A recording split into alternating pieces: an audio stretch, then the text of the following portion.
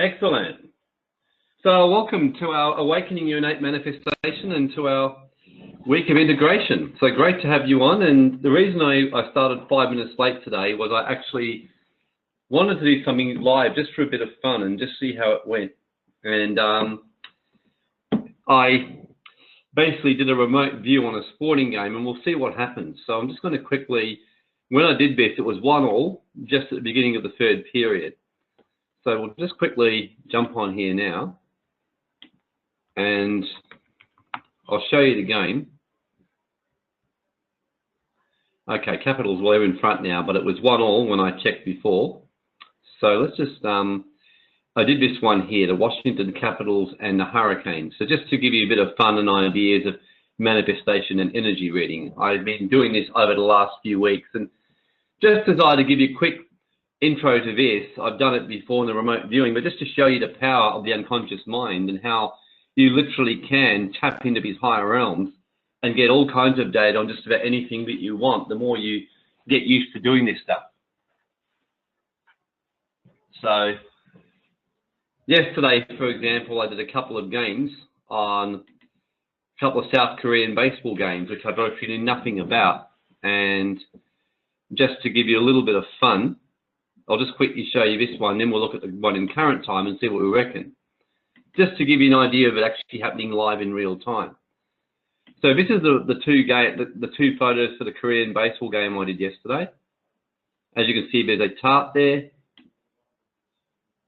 And I'm showing you this is all part of manifestation and tapping into the realm of the unconscious. So you can see two completely opposite photos. So I just did a quick one when I was out and about, actually, so I didn't have time to do it all properly and formally. So I just grabbed any old piece of paper and just did that really quickly. And I got a sense straight away of dark. It wasn't like very light. So I put brown, dark, and silver, which weren't the colors, but I got a sense of it was dark. Then I kept getting a sense of something that was wet. Then I kept getting a sense of something oblong, round, hard, rough, and a bit forward. And then my pen did a weird thing as I was drawing, and I just drew this thing there. And I remember looking at it and going, wow. You can see I virtually drew that fish exactly as you can see there. And that just happened all intuitively without me even thinking about it. So I just thought, and that team was losing at the time. The Deuce and Bears were down, so they were paying 2.35 because they were trailing in the 5th innings of the game. And as soon as I placed the bet, shortly afterwards they scored, then they hit a whole heap of runs and I won the bet. So a bit of fun yesterday, did a couple of games. And where remote viewing is amazing is, for example, on another game which I did, I just couldn't get a clear reading. And that was this one here. I could not get a clear reading. And the reason why was because the Sharks are a very good team, and my analytical mind jumped in. I knew that the Sharks were a much better team. So I was doing a remote view expecting them to win, and just to confirm it so I could place a big bet on them because they were trailing. And I kept getting a mixed reading, and of course my unconscious was trying to tell me, don't place the bet. So I listened to it, and sure enough, there was a massive upset that happened. So in real time right now, I'll show you what we're doing. And this is just, like I said, a bit of fun to start off showing you how this works, because not just for sporting games, you can use this for anything. You can use, I've used this methodology, and just so you know, the world's top psychic remote viewers who read psychic energy, who US governments and other major governments have consulted with to get spy information and according to rumors, was used in tracking down Osama bin Laden. They used a team of remote viewers when they tracked him down, and when they tracked down various other people. And it's fairly well known that the US have been doing this psychic spying technology for some time. So I've even been reading some of the most advanced books by some of the most advanced teachers of remote viewing in the world, and amazed, thinking, wow, the methodology I'm using is what they're using as well. And so I did this morning on this particular game here, just before the webinar, just to give you all a bit of fun. So we can check in about half an hour and see what happened. But you can see that's one photo there. Now this is interesting because this one, I think doing it in a rush to start the webinar meant I wasn't as clear, whereas the other ones I've been getting really nice readings.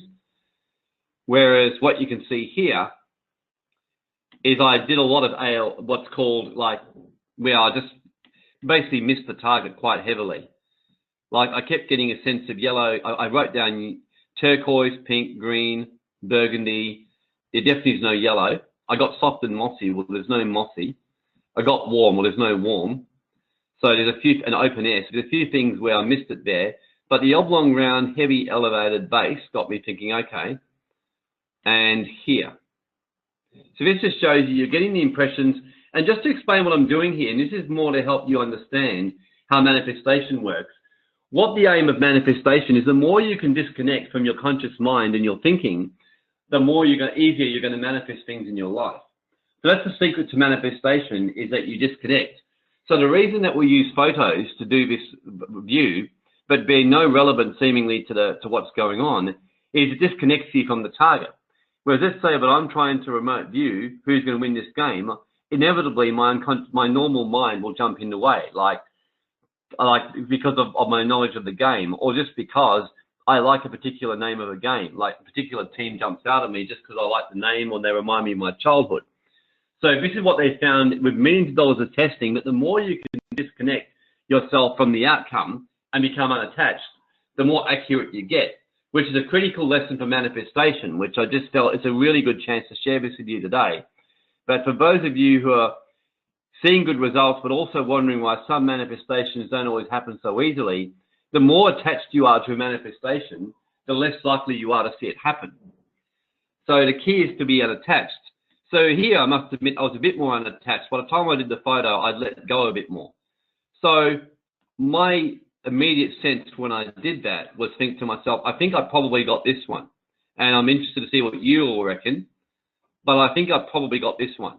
And the reason why was because that sketch, and the sketch is the most important, looks the most like that saw blade. So in the end, I thought, I reckon I probably got the saw blade just based on that. It doesn't really look like that. And on top of that, my dimensions, because by the time I got down here, I'm a bit more letting go, whereas in the beginning when I wrote this, I was a lot more kind of in my head still and rushing things a bit. So the heavy, the elevated, the base immediately jumps in and shows me that. And the last color I wrote when I let go was burgundy. So in the end, I thought, I think I probably got that one. I'm curious though, what you guys reckon, just from your own looking at that one, and let's just see what happens in the game. This is not a very clear one. I wouldn't place a bet on this one just because I can see I've got too many AOLs and I missed it too much. But just type in the text chat. This is a good chance for you just to be introduced to some of the science of tapping into the unconscious mind and newest developments that they're using. And recently, Ingo Swann, some time ago, Ingo Swann with J.J. Hurtak, who wrote The Keys of Enoch, and Harold Targa, a few of the best remote viewers in the world, all got together. And what they were doing was sending people over to a place and not letting people know where they were sending them, and getting a team of remote viewers to write down sensors as to where they were at. And the accuracy was extraordinary. They were literally writing down exactly where the people were at. So anyway, comments, everyone. Yeah, Max reckons a chainsaw. Yep. Anyone else? Yeah, I agree. I'm inclined to think I got the chainsaw. So let me just check who the chainsaw is.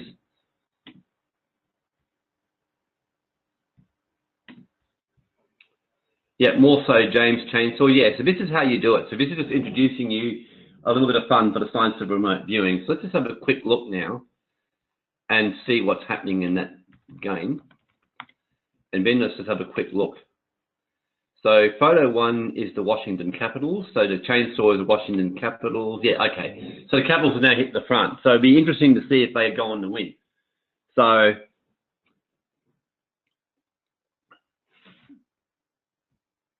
So yeah, I mean, I probably wouldn't place a bet only because they're in front, and the odds right now wouldn't be very good right now. Although sometimes with a very clear read, I have done it. Like if I've got a very, very clear read, it's a chance just to make some easy money. So I'll just jump on and put on $500 or $1,000 when it's a pretty clear reading. So, and the way you can check is, we'll just go and have a look now.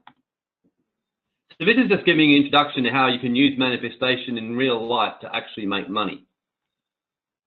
And this is just one form. There's various ways you can do this, of course, but this is just introducing you to some of the various ones. So yeah, they're only paying 1.15, which doesn't particularly appeal to me.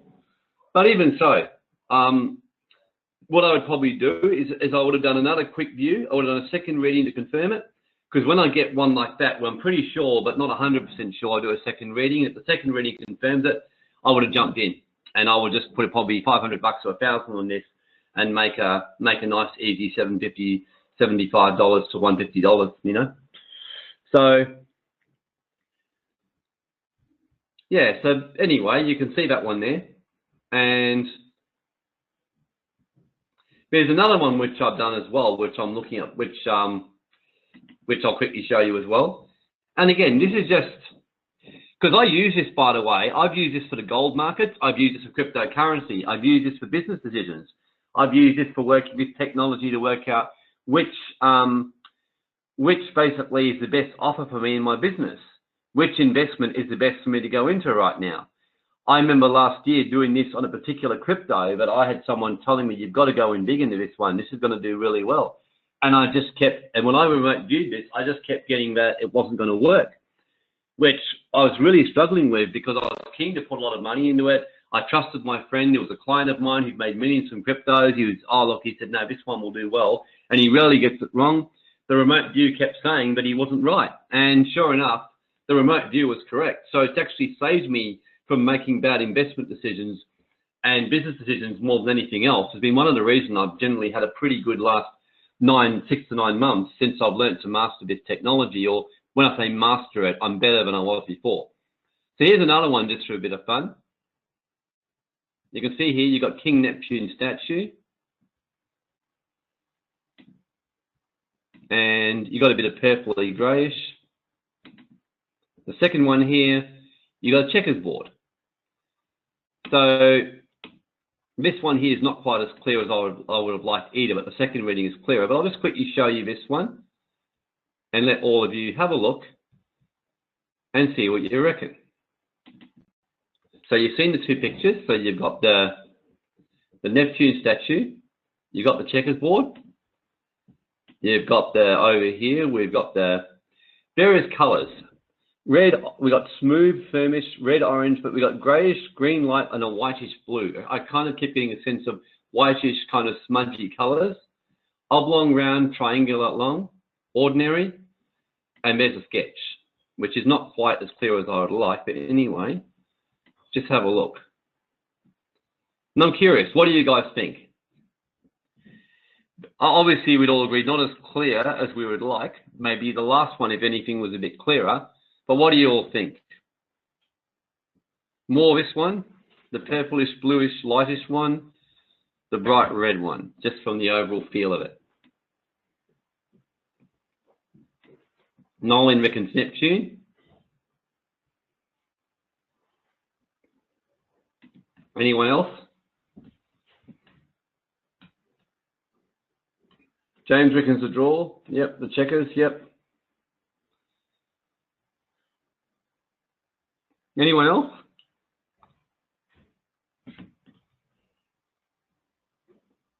So if you reckon the checkerboard,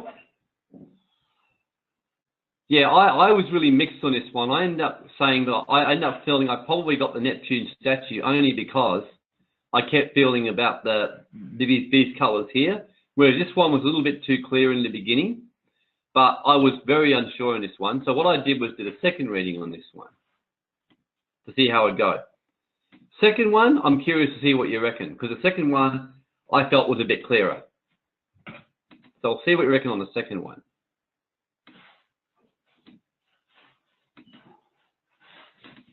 So you got a chicken. And keep in mind, when it's mixed, it often means you might be getting a draw. And I've had this happen to me a number of times lately. When it's mixed, it means you get a draw. So you can see there you've got a blue building, also a bluish, whitish, greenish building.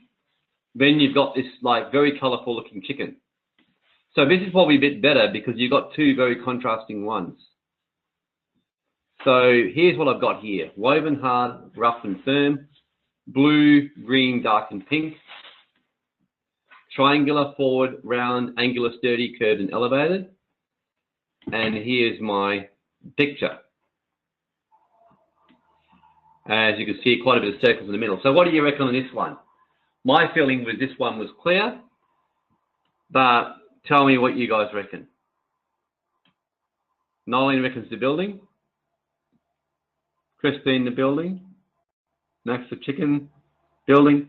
Yeah, most of the building. I thought I got the building on that one quite clearly, because the circles was very much more like the building, as you can see there with the windows. The colours I got seem to be a fairly direct match on it. The angular, sturdy, curved, elevated, peaceful. But yes, I probably will place a bet on this one, but I wouldn't place a large bet on this one, only because I do agree with Mac. And the fact that Mac said what I thought, the one thing that made me hesitate is the woven. And, you know, that made me hesitate a little bit. And you could say with the sketch, there's a small argument, it looks a bit like the chicken. But overall, I would say that I got the building only because when I drew it, I got a sense of really large bang, you know, here. Yeah, and just overall, I got a sense of one big shape. I didn't get a sense of a few different shapes. So the one big shape made me decide. So anyway, I would probably bet that one. The truth is, though, when you're doing any kind of trading or betting, as Nolene would tell you, if you're making a 70% accuracy, you're going to make money. So if you're getting 65 to 70% accuracy, that's all you really need. So I know generally as a rule, I'm going to get 3 out of 10 wrong, sometimes, you know, 4. So overall, I get about 2/3 accurate from my experience, probably lately getting more closer to 70%. Anyway, that's just a bit of an introduction to you, to showing you how you can do it. And the reason that I was showing you that to get you started today is because basically they found that the more you can structure the unconscious mind, and this is by millions of dollars of some of the greatest people in the world, and greatest remote viewers in the world, what they found was when they matched natural psychics and natural people who are naturally gifted at it against basically people who are trained and structured, who naturally found it difficult to be good psychics, they found the people who were trained through remote viewing outperformed the natural psychics quite easily every single time. And why is this? Because it's like anything. There's a guy who right now is teaching what's called the science of unconscious competency, which means that everyone who's gifted at something, who thinks it's just natural and it's just not something I can explain, the truth is every skill is teachable. You just got to unmap or map out or get to the bottom of the unconscious competence. And I can remember him telling me when I used to run WealthSafe and do a high-level tax planning, he said to me, I used to say, yeah, well, my stuff is just my natural skill. I just know it. I can't explain it. And the guy said to me, that's rubbish. And it kind of threw me. I said, what do you mean? He goes, there was a science you follow. You're just no longer aware of it because you're so naturally good now at tax planning and high-level wealth. You've done it for so many years. It's like riding a bike for you. So he said, it's like riding a bike, but if you map down the steps of learning to ride a bike. So we ended up mapping it out, and I actually discovered there was a whole science which I actually used, ranging from everything from and I even ended up writing up a whole mapped out report or system on how, from beginning to end, the client came into WealthSafe and how we converted them into a client and an ongoing client. And the system looked something like, and it's more complicated than this, but in simple terms, you know, client comes in, they have up to 8 to 10 engagements through various webinars, emails. They get the call, they get the application. They then speak to me. I would then first get to know them like on a personal level. I would be genuinely interested. I'd be finding out about their family, their life. Then I would be from there getting questions about their factual background. Then once I'd mapped out their full factual background in detail, I would then come up with a list of issues. I would then come up with a finalized thing. Then I would come up with, and I worked out there was this like 20-step process I was following. And so I ended up being able to train that to a girl called Vina, who was working with me, who actually was not even a trained accountant. When Vina first joined me, she was just studying an accounting degree. Within 3 years now, Vina is a very, very high level, extremely capable, high level offshore and Australian tax structuring planner. And she can close people now with selling as well as I could. She is excellent in her advice. She gives really good high-level advice. So I've literally, the reason I can now do my Awakening Within work and do these kind of webinars is because now I've got her and others basically working now and doing the WealthSafe And so I'm just simply now doing the high level planning and involved in the sales when I need to be, and not really high level stuff. So it's freed me up now to do this work. So likewise with manifestation, it's an unconscious competence. People who just say I'm naturally good at being psychic, well, no, what they did in remote viewing technology was they reinvented everything. They studied in great depth.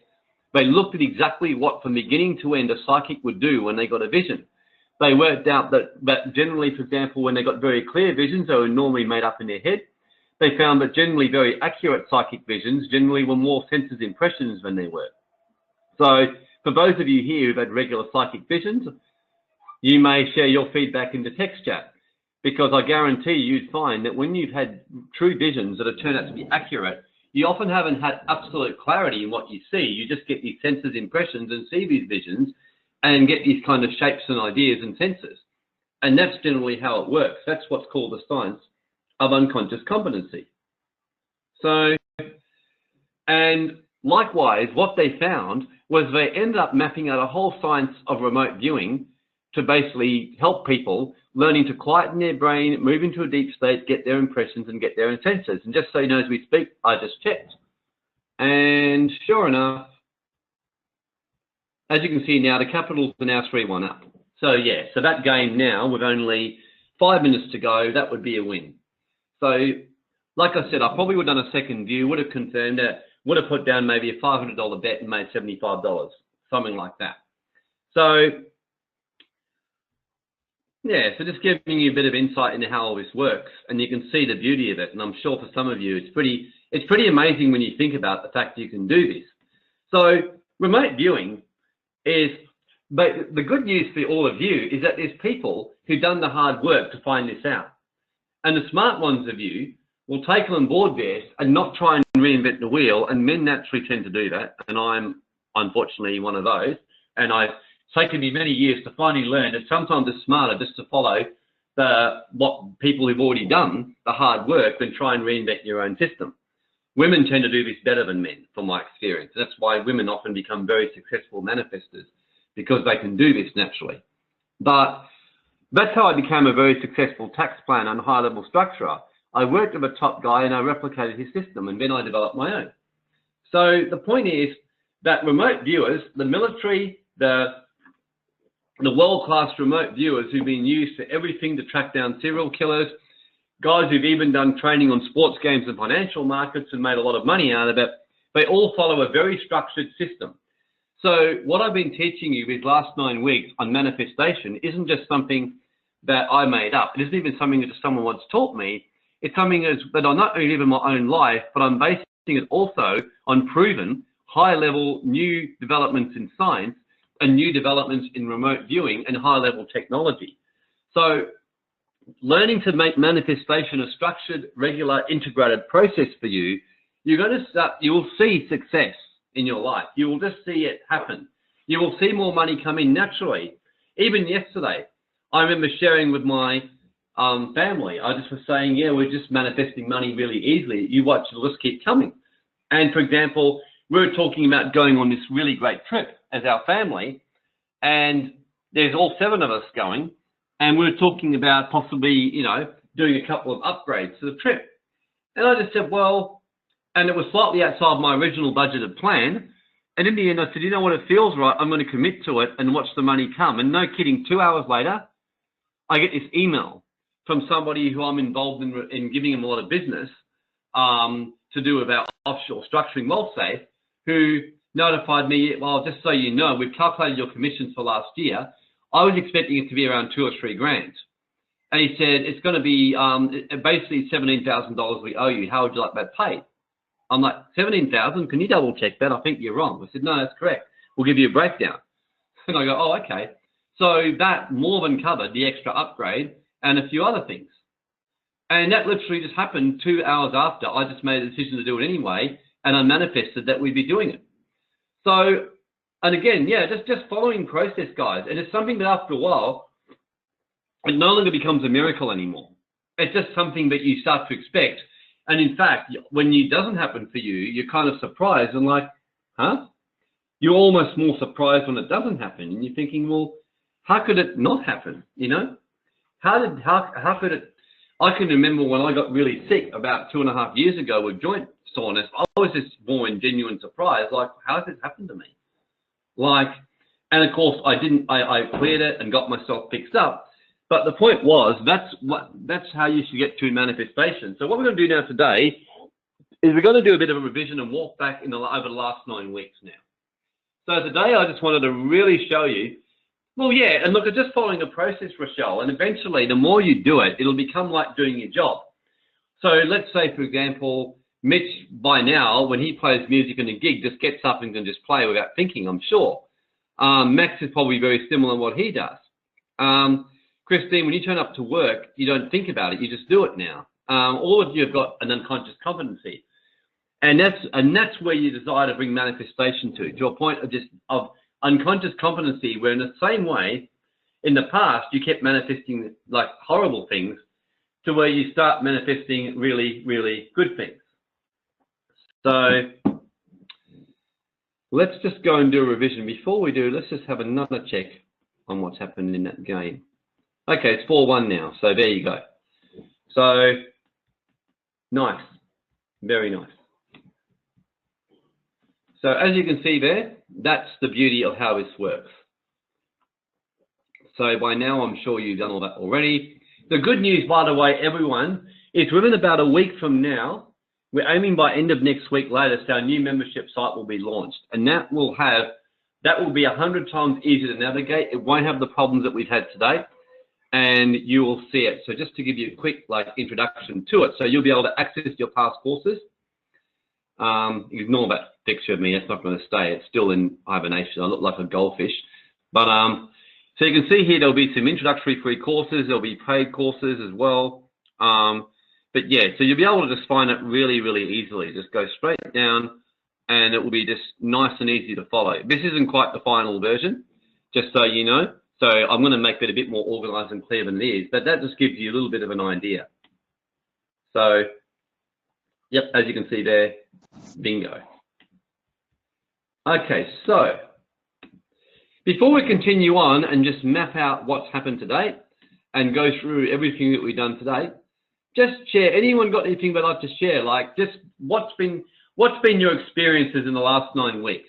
Like, I'm happy for you to type in the text chat or take the mic, but we'd just love to hear your experiences before we map out and do a bit of an overview on where we've been.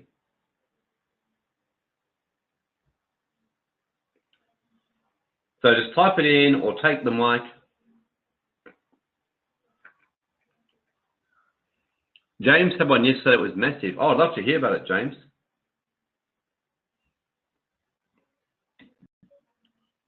Oh, James, all you got to do is you just click on the mic next to you on attendees.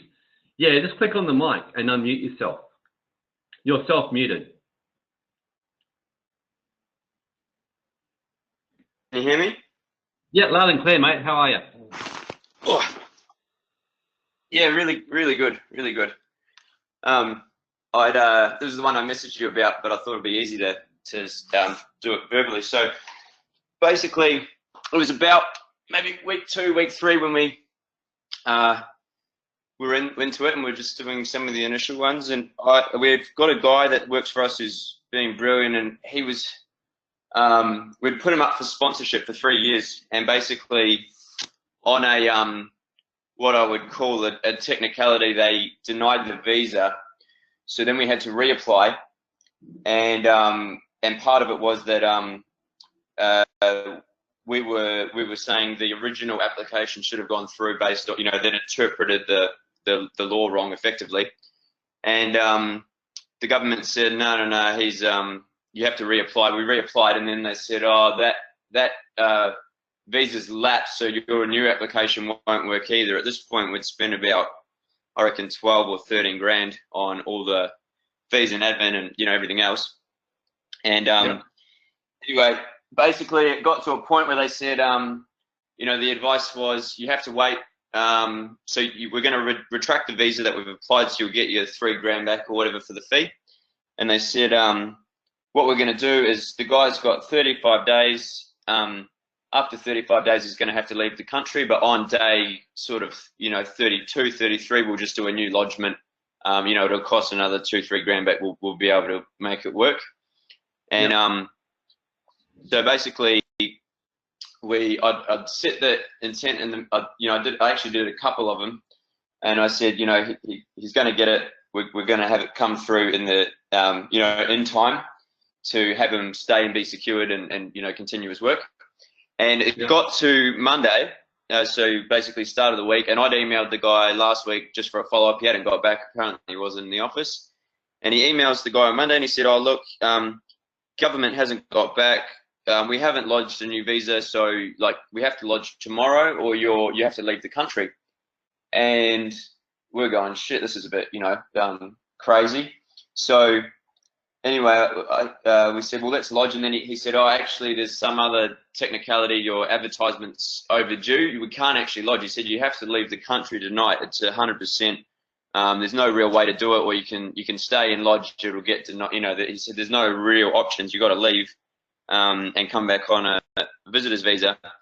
And at so this is yesterday when I messaged you. So it was 3 p.m. Perth time, so 2 hours before close of business for the working day. We got an email and it said scrap all of that. You wouldn't believe it. We've just got an email from the Commonwealth, and they've agreed that the original decision was in fact incorrect, and they're going to overturn it. And he's free to stay, and you've got, you know, your visa's been approved. Wow, that's awesome. So that came through, and I was just like, get fucked. Yeah. So I had that, and I had a few other ones with just a few smaller ones with some crypto stuff, and I reckon it's obviously been a pretty rough time in that, but just in the last 9 weeks, a few specific intentions, but basically I would be up about 4 or 5 grand from just partly trading, but secondly ones that had just been sitting there that I'd had just the urge or inclination to put into, and they've literally doubled or tripled in the last sort of 2-3 weeks. So it was quite interesting, because I was looking at it sometimes going, oh, you know, I don't really know if this whole thing's working. And then literally in the last thing, when that visa came through at 2 hours before he had to go and, you know, exit the country and book a flight, I just thought, yeah, this is this is, you know, it's pretty much what you said. You know, it's legit. So that was awesome. My big one. That was. Wow, thank you, James, for sharing that. That's awesome. Yeah, you're certainly obviously applying it in your life, and that's why it's happening. So it's brilliant. I love it. No worries. I'll whack the mic off so I don't keep interrupting. Great, thanks. No, that was brilliant. That's exactly how it works. You know, just basically set the manifestation. And what is also very interesting was what they also found in the remote viewing studies, which they invested millions in, was there were a couple of times it stopped working, and they seemed to be not working. And what they found every time it happened was because there was a skeptic in the room. Like there was a scientist who was a skeptic who had a closed mind to it and just didn't believe in it. So you'll see even with Jesus, one of the great masters, that when he did his healings, he wouldn't do them if there was a skeptic in the room. So that's why it's very important also with manifestation that you don't talk to people or tell people about it who don't believe and knowing what you're doing, because their consciousness and thoughts projecting into you, thinking what you're doing is crap, will actually affect your ability to manifest. So that's the other thing they found in it too, because we are interconnected. So that's another little tip for you.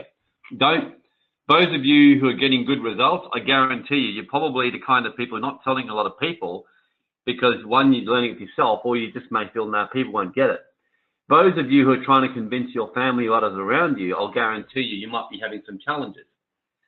Yeah, James, just get on and do it. Exactly. And plus you're a personal trainer, James. And I've always said personal trainers are the best people to do these kind of courses, because they're used to following a structure and just doing what they're told, and they tell their clients what to do.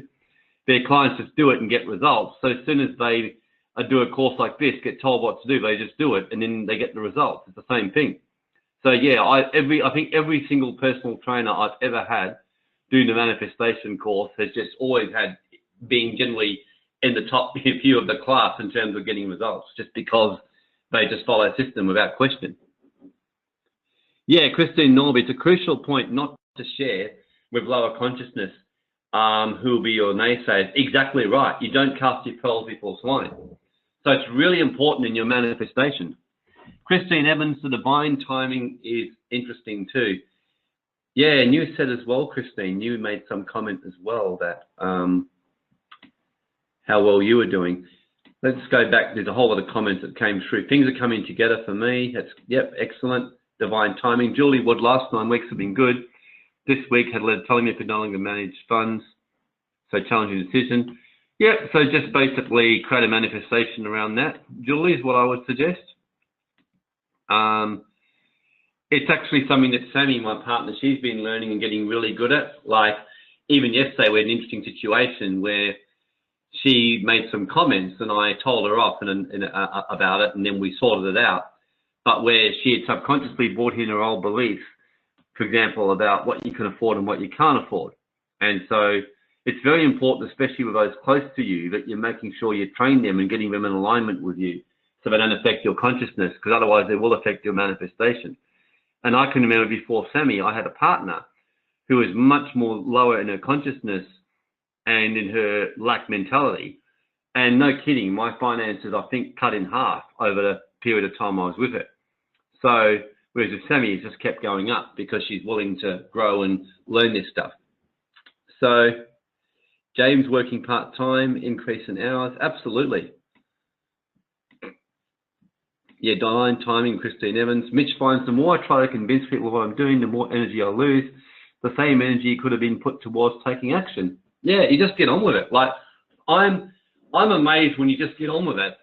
And I'm starting to share now more with people only because I'm at a point now where I'm living my life knowing that a man with an experience is not at the mercy of a man of an argument. So people disagree with me, I just laugh at them and say, well, you don't know what you're talking about. So, and generally they come on board. Like even yesterday, I was sharing some of my experiences with an old, you know, guy that I used to catch up with in my kids' footy, because my kids have taken on footy again this year, football.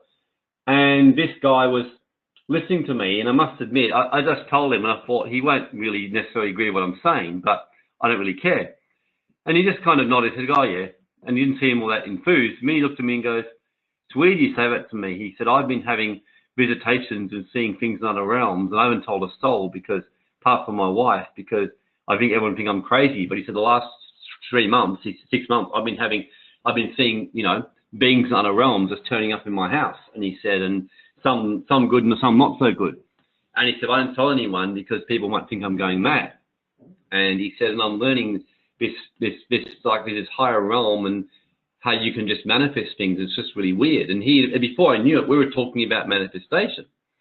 So the best thing is just to do it in your life, and those you tell, you either are on board with you or you're telling them because you just basically, you have no doubt about what you're saying. Steve Plummer, so much karma when living in divine right timing. Yeah, absolutely. When you just know it. I couldn't agree more. Max can confirm. Christine, a crucial testimony about the partner's impact on your finances. Oh no, absolutely. Yeah, look, these are just sharing our thoughts today that integrate everything, but this is critical. So if you've got a business partner, for example, who's not open to this in your business, you've either got to be running the show, so your business partner just does what you tell them, or if you've got to seriously question if they're the right business partner for you, because it will affect, because their consciousness will affect it if they don't believe in what you're doing.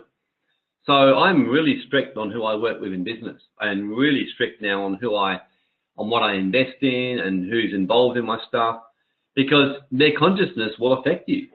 And it's not just me who's saying that. They found this in the remote viewing, like experiments, that absolutely it will destroy it.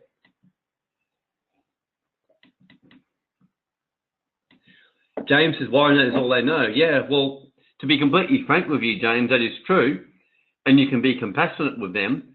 But if you choose to do what Nelson Mandela, for example, when he quoted Marianne Williamson, he said, it doesn't serve the planet by you shining your light dimmer so that you don't overwhelm the people who've got a dim light.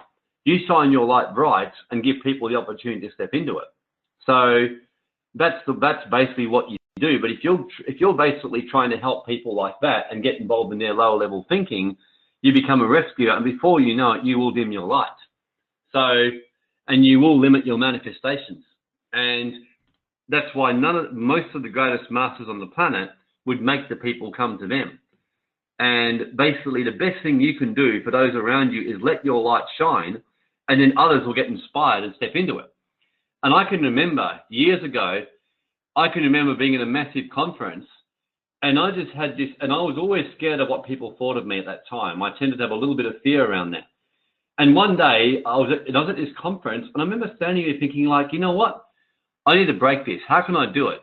So I thought, okay, what's the most outrageous thing I can do right now that will be the worst thing I could ever do to myself that will break me out of this?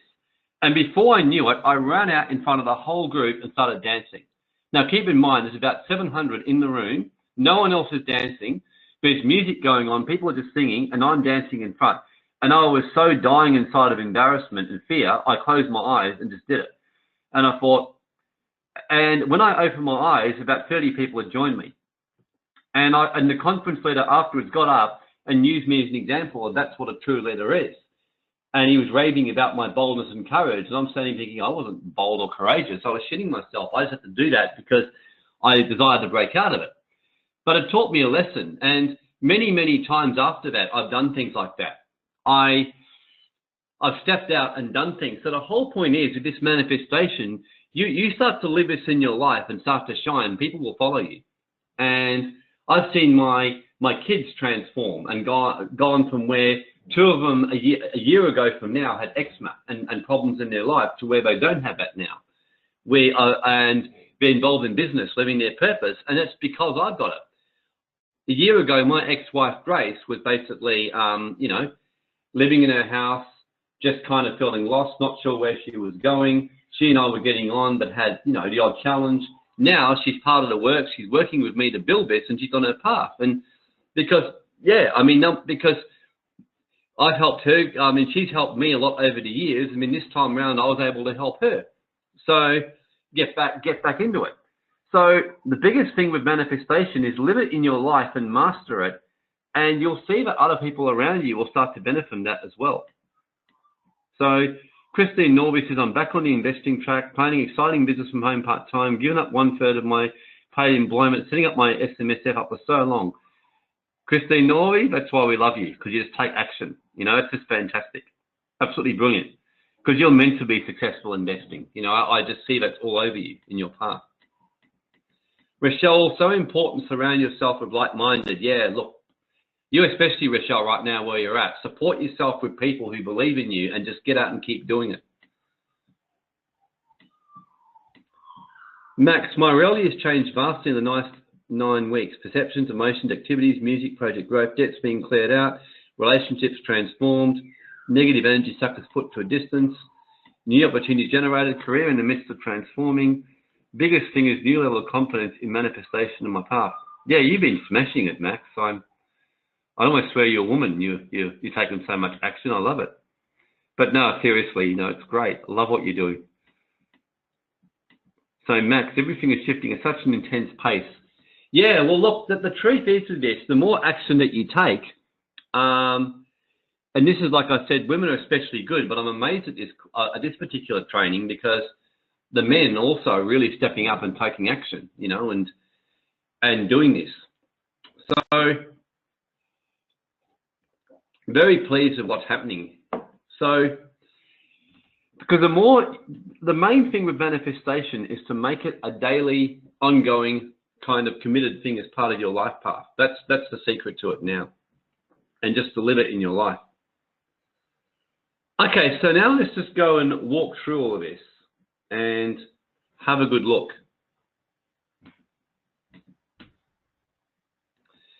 So this is what we've looked at today. We've gone through the basics, and I'm going to map and really just walk through all of this now.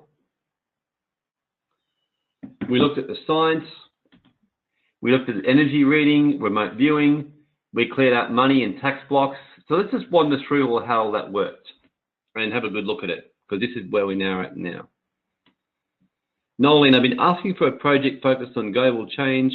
Didn't know what I was looking for. Last week I was offered a project that will be global changing. Super exciting. Yeah, wow. I can feel the energy of the group. And just out of interest, who here can really feel the shift just compared to, just not in themselves, but in the whole group since when they first joined?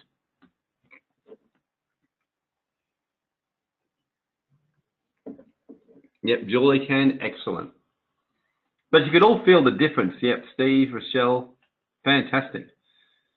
Yeah, I know you haven't said much, Steve Plummer, but you've been having some amazing shifts from what you've been telling me.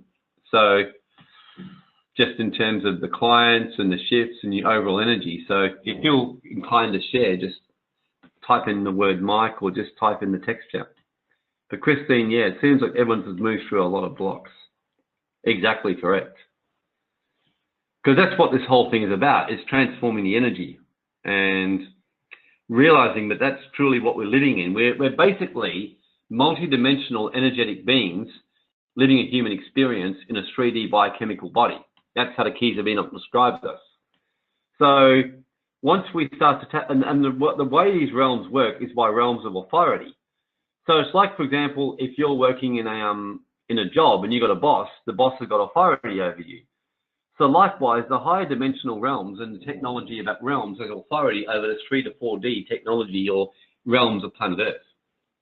So when you realize that, you realize it's just simply a question of authority and higher laws that are in operation here. Nolene, the last 9 weeks has been identifying and clearing blocks. Yeah, absolutely agree. Love it, Nolene. So revision to date. Steve, big shifts, big project, likely you'll come on board next week. One not so. Divine timing. So that doesn't matter. Things much easier. Yeah, well, that's correct. You know, you're going to get clients who are going to, people who are going to come on board. I had a situation about a week ago where I had a client speak to me, very, very keen to basically proceed and doing some work with us, and even said, hurry up, get us the form. And then a day later, they weren't responding. They were responding to emails. Yep, we're just going to get it back to you. And then they became kind of responding less, and then now they're kind of procrastinating. So in the end, I just said to them, look, you know, I just accepted not divine right timing. They weren't the right kind of people for me. And straight away, I manifested a much better client who paid the same amount, actually paid more money than them to us, much more in alignment with what we're about, and much less hard work. So when you see everything in divine right timing and in perfection, things absolutely just start to come together for you like you wouldn't believe. So let's just match through to date. Okay, so we looked at the science behind manifestation first of all. That's what we spent the first few weeks doing after the introduction. And we looked heavily about the fact about the hundreds of years about science and religion were once seen as conflicting. And now scientists more and more are accepting. But there's a quantum reality which is behind all matter. And before I continue on, and I'll just finish these comments here, and then we'll continue on with that.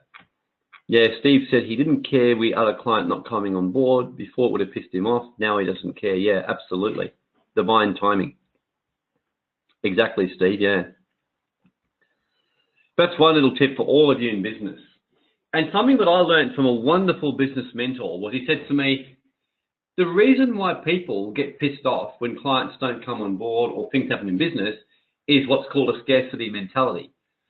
Whereas he said, let's just say, for example, that you had 100 people right now applying to work with you in your business or be your clients, and you could only take 10. And there were 100 people. Well, you would then basically wouldn't be so much about winning the client on board. You would be more about who you could get rid of. Because you got so much opportunity and abundance that, you know, you just want to get rid of the people who you know but are not interested. So he said, that's why the secret is the more action you take when it comes to business or finances and start growing exposure to what you're doing in your work, and where you got plenty of offers and plenty of opportunities, then people subconsciously read your energy. So let's just say, for example, that you came to someone like myself or Steve, and you know, let's just say you that for example. Let's say with Steve Plummer, the copywriter, that he had people beating down his door for his services. I guarantee you that Steve would be very selective, and if someone was even a 1% pain in the ass in the first meeting, he'd just get rid of them. And I can remember years ago when we went through a stage in our business, it went literally crazy. Like, I was being in demand to speak at every seminar just about on taxes and wealth across the world and at Australia, and we had so much demand. I can remember one day one of my team speaking to a client, and the client umming and ahhing about signing up for a structuring package with us. And in the end, my staff just said to her, because he had more meetings booked up, he actually said to her, look, he goes, I do have another meeting after this. I'm booked up for days in advance. He said, I don't mind if you don't want to go ahead. I understand. There's other good accountants around and tax experts. He said, but basically, I don't have time to work with you if you're going to be kind of umming and ahhing, and you're not the kind of person I want to work with. So he said, if you desire to work with me, you need to put $3.5 grand into the bank today or give us your credit card. Otherwise, all the best. And he meant it. He wasn't being rude. He just said, look. And the client goes, oh, I do want to work with you. I just had questions. He goes, I understand. He goes, I've answered your questions. Now he said, if you don't want to pay, if you don't want to go ahead and you need time to think, that's fine, but I won't work with you. He said, you can go somewhere else or we'll put you in and speak to one of our other staff. But he said, this is one of my best staff members. And he was very kind, and he said, I really do, you know, wish you the best, and I can put you onto one of our other team members or whatever. And she goes, leave it. No, she goes, I want to work with you. I'm paying the money right now. And she got on and bank transferred it. And just understand that that's what starts happening. So that's why the more you start to manifest an abundance mentality, and remember what I've taught you in this course. It doesn't matter if it's true in real life. It just is what you believe. If you feel that you're abundant, and you feel it, and you feel like you're absolutely got so much abundance, you don't have time for anything else, your unconscious will manifest that for you.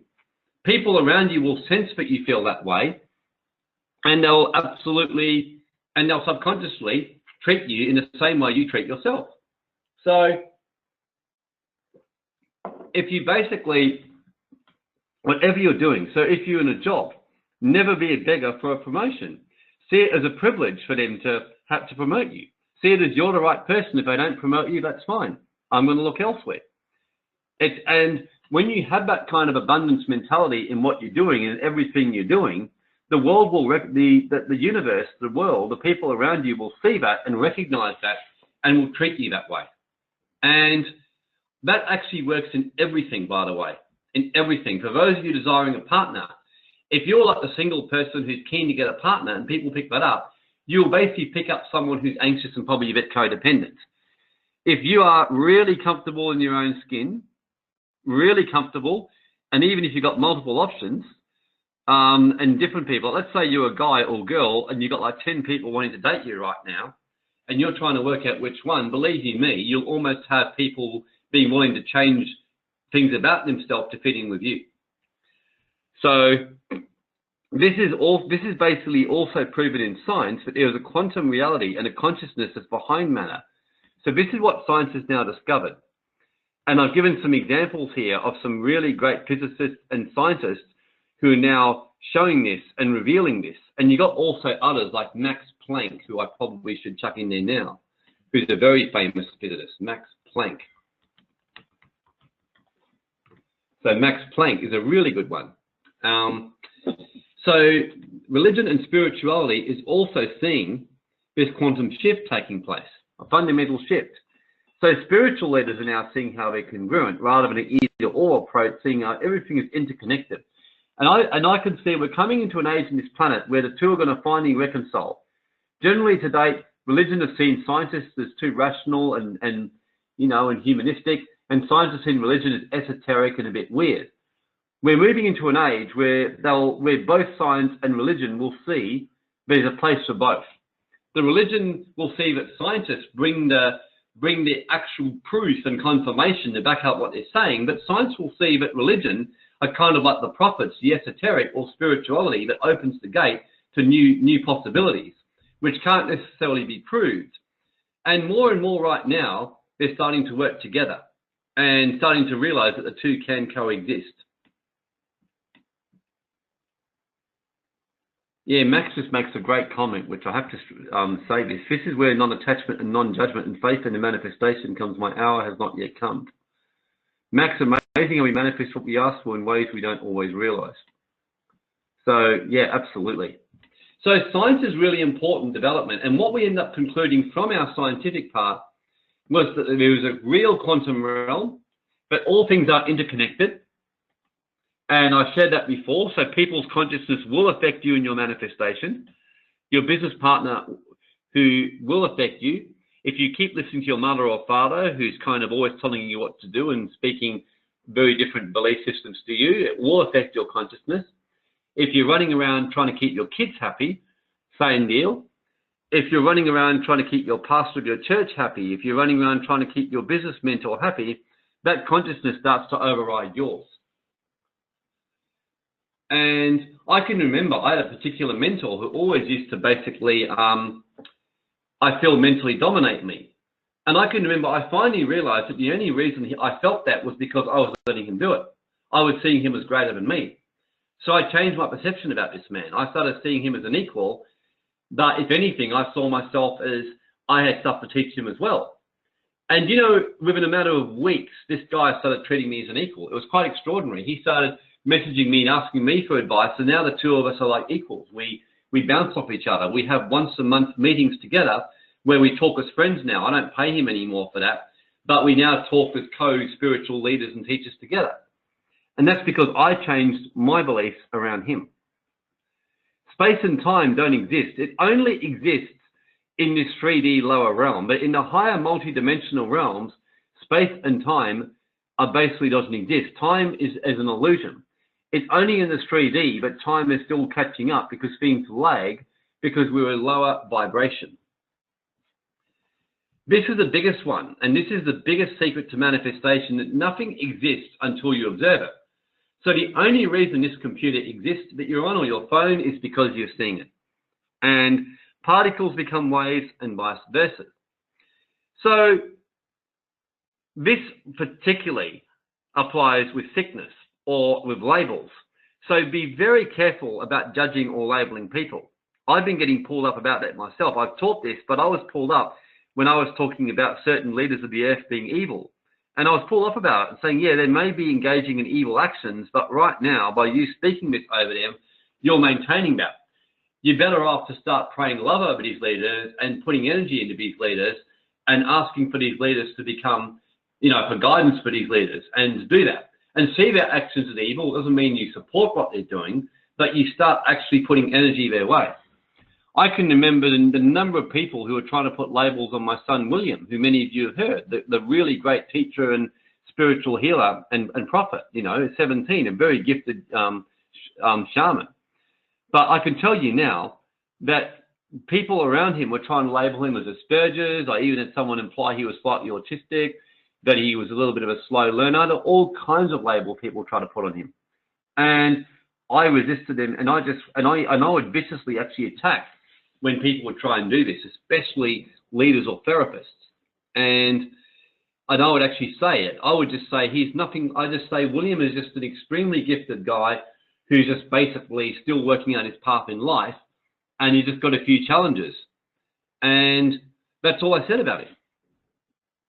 So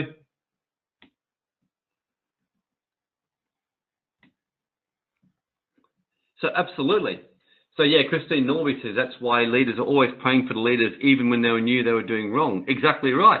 Because you've got to be very careful. So for example, if you say, oh man, I've got a sore throat coming on, well, bingo, you've just observed it, so it now exists. And because what you do is manifestation starts in the higher realms and then moves into the 3D, which takes longer. That's why there's a divine right timing. That's why there's a lag between the manifestation happening and the actual physical playing out in the 3D, because the 3D energy is much lower vibration and takes longer to come into being. So unless you're a very, very advanced, gifted yogi or manifestor, or like Jesus was, or somebody who can instantly bring the healing into the now, and I have done it at times when I've been in the right state of mind and energy, it's quite often and quite common for the manifestation to actually take time. So that's why I said, don't be very careful. Or saying like, yeah, you're sick right now. Or like, yeah, my son's got a cold, or my son's autistic, or my daughter's, a troublemaker. Well, when you say that, you are now creating a reality. Or saying, yeah, I'm financially struggling right now. Well, you're just creating a reality. The truth is, if you can meet your needs today, and if you can have food, if you've got clothing, if you've got a house to live in, you're already ahead of most of the world. So you are speaking a reality of poverty into your life. And those of you right now in the webinar who are having financial challenges, I'll guarantee you, if you go back over your last 1,000 thoughts and choices, a lot of them would basically be aligned with a poverty way of thinking. And you'd be speaking it over yourself. You'd be taking actions that indicate that. And your unconscious can only go by what you're thinking and by what you're speaking over yourself and by what you're doing. So it's really important to get this, what I'm saying here. And about the fact that alternate timelines do actually make sense, as I mentioned. But if you all can get this, that nothing exists until it's observed. If you're having trouble, if you can't see how you're going to meet your payments next month, for example, well, the fact is you can meet them now. That's the fact.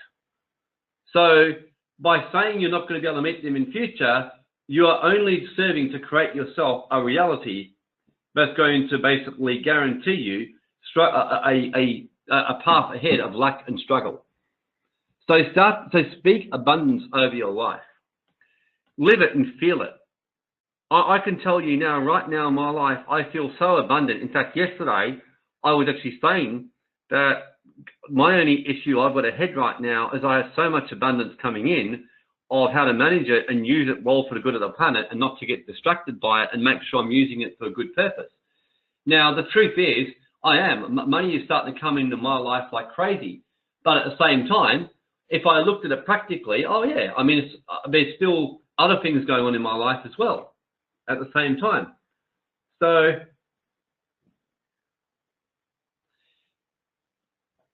basically, I'm seeing it and I'm feeling it so strongly in my life right now. I'm speaking it in the reality and I'm feeling it and I'm living it. And because I'm seeing it and feeling it, it just keeps happening.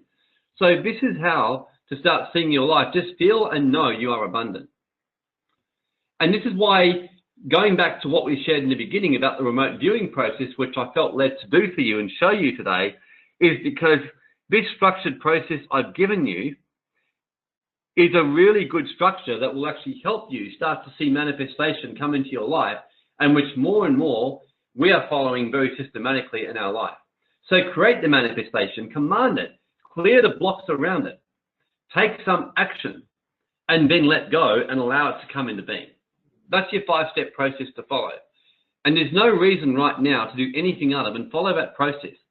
And sure, as you get better at it, sometimes now I don't do that exactly. Like I don't exactly sit there and do that, but many of the times I still do. So I created a manifestation basically for a certain amount of money a month ago. And to be honest, it was way beyond what I expected. And my mind didn't show me how to come in. And, within about 2 weeks, I've made that money, the exact amount I put. And it was a very, very large amount. And it happened in unusual ways. I created it, I commanded it, I cleared the blockages. It showed there was a particular blockage I had to clear based on something that happened. I took some immediate action. I started doing more webinars, and ironically, I got led more just to spend more time studying the mystery school teachings and meditating more and letting go, which was the opposite to what I thought. I was getting ready to go and do hundreds of webinars. All I got told was just don't do a lot of webinars. Just focus on the ones you've got and do them really well. Just do one particular webinar and basically just let go for more walks, get out in nature, swim on the beach more, and eat less food. That was what I was told to do. And it was like the exact opposite to what I would have thought. But I followed it, took action. And I made the money come to me. And I'm like, I still look back and go, I can't believe that happened. Like I made more money in the last month than I probably made in the last 6 months. And literally, it basically happened because I just listened to that guidance after my manifestation process, which told me the exact opposite to what I expected. Let go, let go, let go. Even today, we did a morning meditation, me and my family, And I was waiting for all this stuff that would come for me, because what we do is we get one for ourselves, we do a reading, and then we get one from the person on our right for us. And the one I got for me was actually very clear. It was actually telling me that my mind was being smashed apart even more, to let go even more, to move deeper into the intuitive higher realms. So I was like, whoa, you know, I couldn't get over it. So it was like, wow. So the point is, this is the formula, follow it. So you create it, command it, clear it, take action, then letting go is really important. And that means you just give thanks, believe, and know it is done. And it goes back to, when you know you've got something, you don't walk around saying, I thank you for this, I thank you for that. You just know you've got it. Let's say that you knew tomorrow you're going on a trip to the Maldives. It was already booked and planned. You wouldn't be walking around going, I thank you for the trip to the Maldives. You just know you've got it. Entering the stillness. Watching for the subtle signs and clues. And like I said, my subtle signs and clues was telling me to actually not do webinars, whereas my initial action was I started organizing a list of webinars I could do. But when I let go, over the next 24 hours, I was told, eat less, let go on more nature walks, go to the beach more, spend more time on your own, get away from your family a bit more, and do more things for yourself. That was what I got told. And I was just patient, and before I knew it, I just had clients and money coming out of nowhere.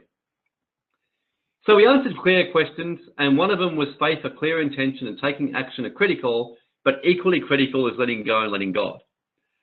The blockage or reason is always in us. For example, letting go and detaching from the outcome and the process of how it is going to happen is so important, like really important, like really, really, really, really, really important. And patience and divine right timing, as I mentioned here, is really important. And lessons to basically learn and things to deal with. So when a manifestation isn't actually happening, it usually just means there's some lessons for you to experience and to learn. So, and Christine says, hear about that counterintuitive guidance. Yeah, look, you just have to let go and just listen and follow the subtle signs. That's why remote viewing training, Christine Norby, is going to help you a lot when you start that, because that literally is the best way to learn to let go, because you will find that if you are in any way attached to an outcome, you'll get smashed in remote viewing. You will get smashed. So I gave some examples of how to do a manifestation. So using these sacred light activation commands of a higher vibrational language. So I gave these ones here. A very specific one.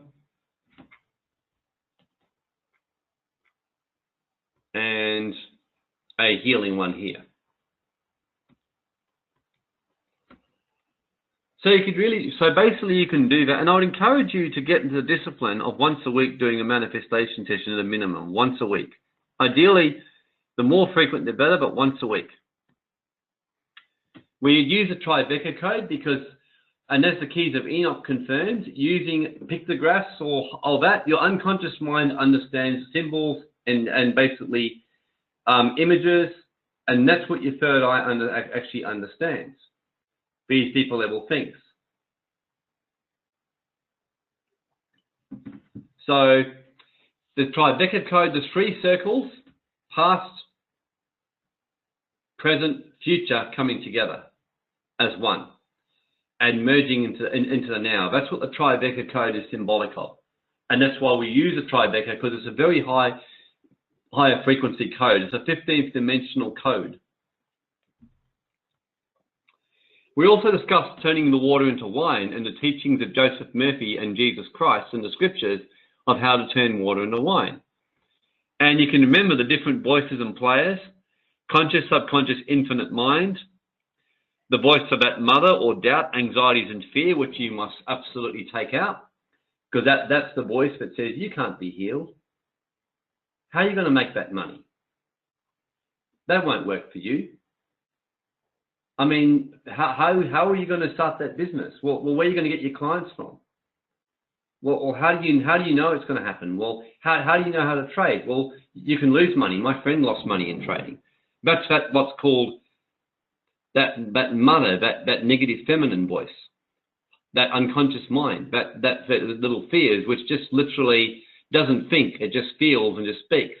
So you need to take control of that, so the feeling starts to become peace and trust and absolutely no. Yeah, and my all-time favorite, all be very careful, Christine Norby. Yeah, absolutely, exactly. It's like,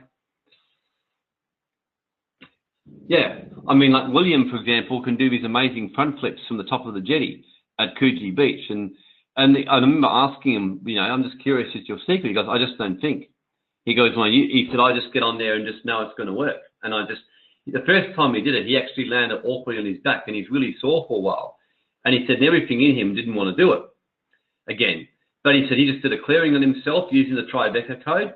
And then he just imagined and visualized the code, did a manifestation of doing a perfect front flip, saw himself doing it, and then without thinking jumped off and flipped, and he did a perfect front flip. From that day forward, he can do it easily, has perfect control.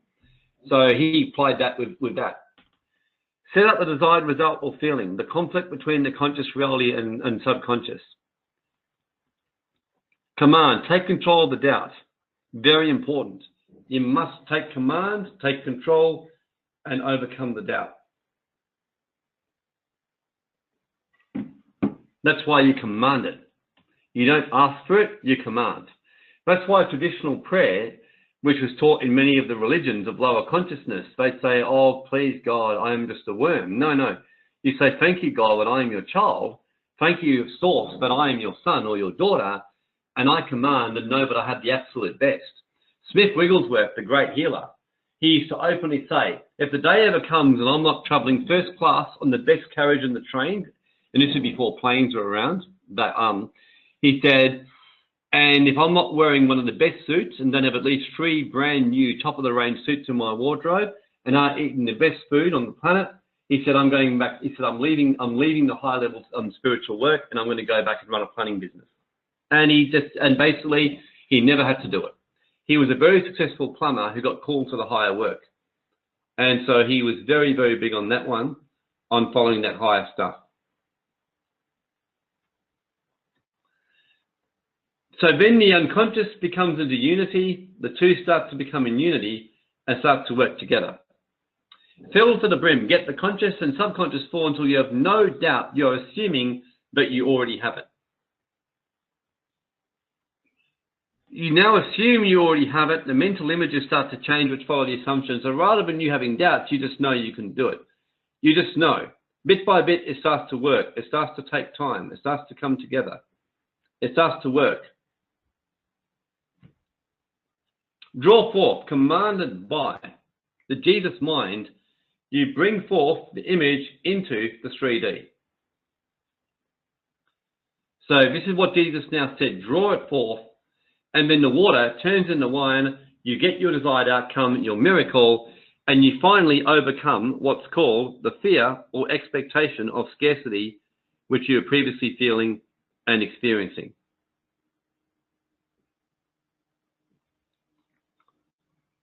We also had a bit of a study of altered brain states.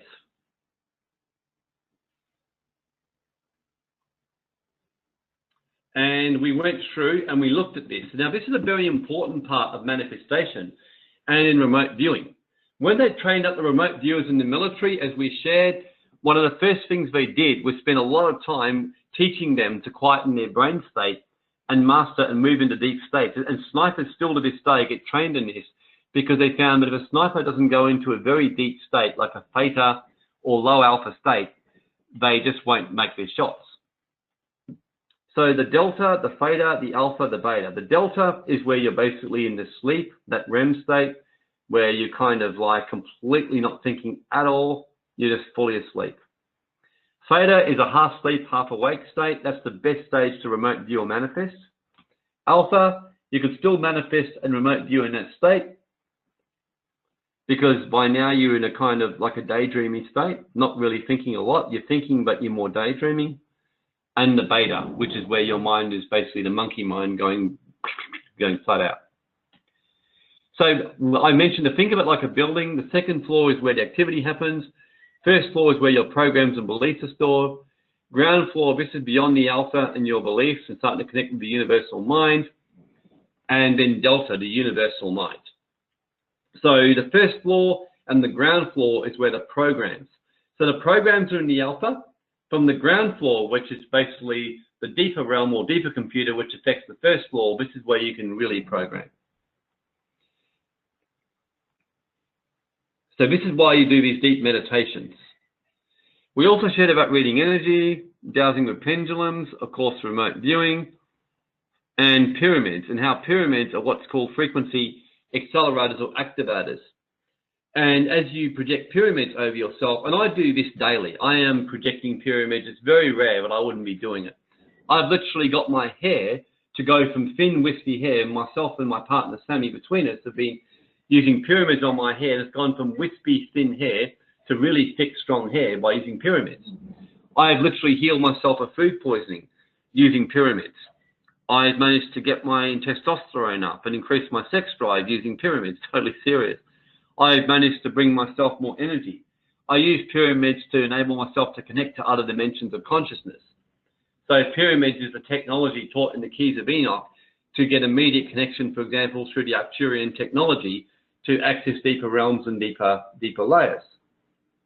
So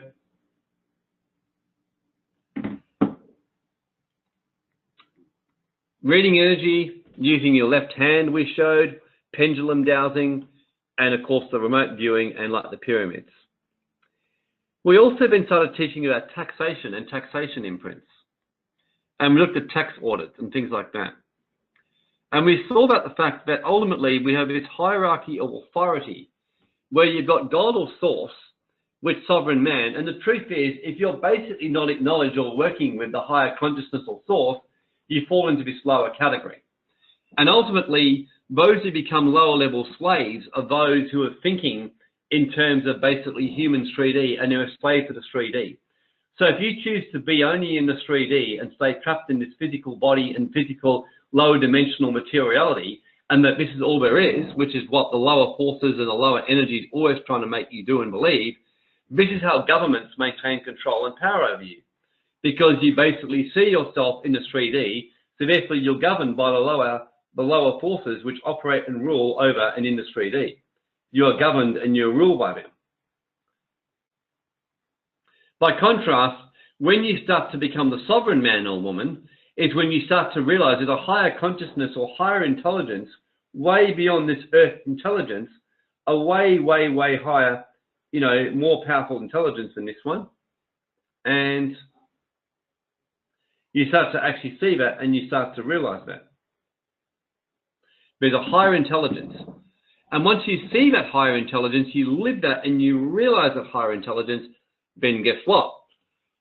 You in turn start to become the sovereign man and realize, or woman, that you have authority over government. I can remember that was how I minimized my tax the first time. I started to realize that when I was there, the taxes were only a lower form of contribution on planet Earth coming by human governments, basically to slaves. And I shared with many of you the whole teaching where Jesus said, when he was asked, should you be paying taxes? And all he said was, he got a coin, a Roman coin, and said, basically, whose image is this? And they said, Caesar. And he said, okay, give to Caesar the emperor what is Caesar's and give to God what is God's. And they were stunned because Jesus basically checkmated them in one hit. Why? Because what Jesus was telling them was, okay, guys, he was saying, so what Jesus Christ was basically telling these people was that the sons of God and the daughters of God are completely free of the tax system. That's what he was saying to them. You are free of taxes. If you're a son or daughter of God, you're free of it. Because in other words, you're not operating in that lower system. If you choose to operate in that lower system, then follow the rules. So for example, I still got the Wealth Trade company. I've actually sold out half my shares. I'm shutting it down and opening a new company up. I'm going to own half shares, but I'll no longer be director. And that's because I'm focusing more on this work.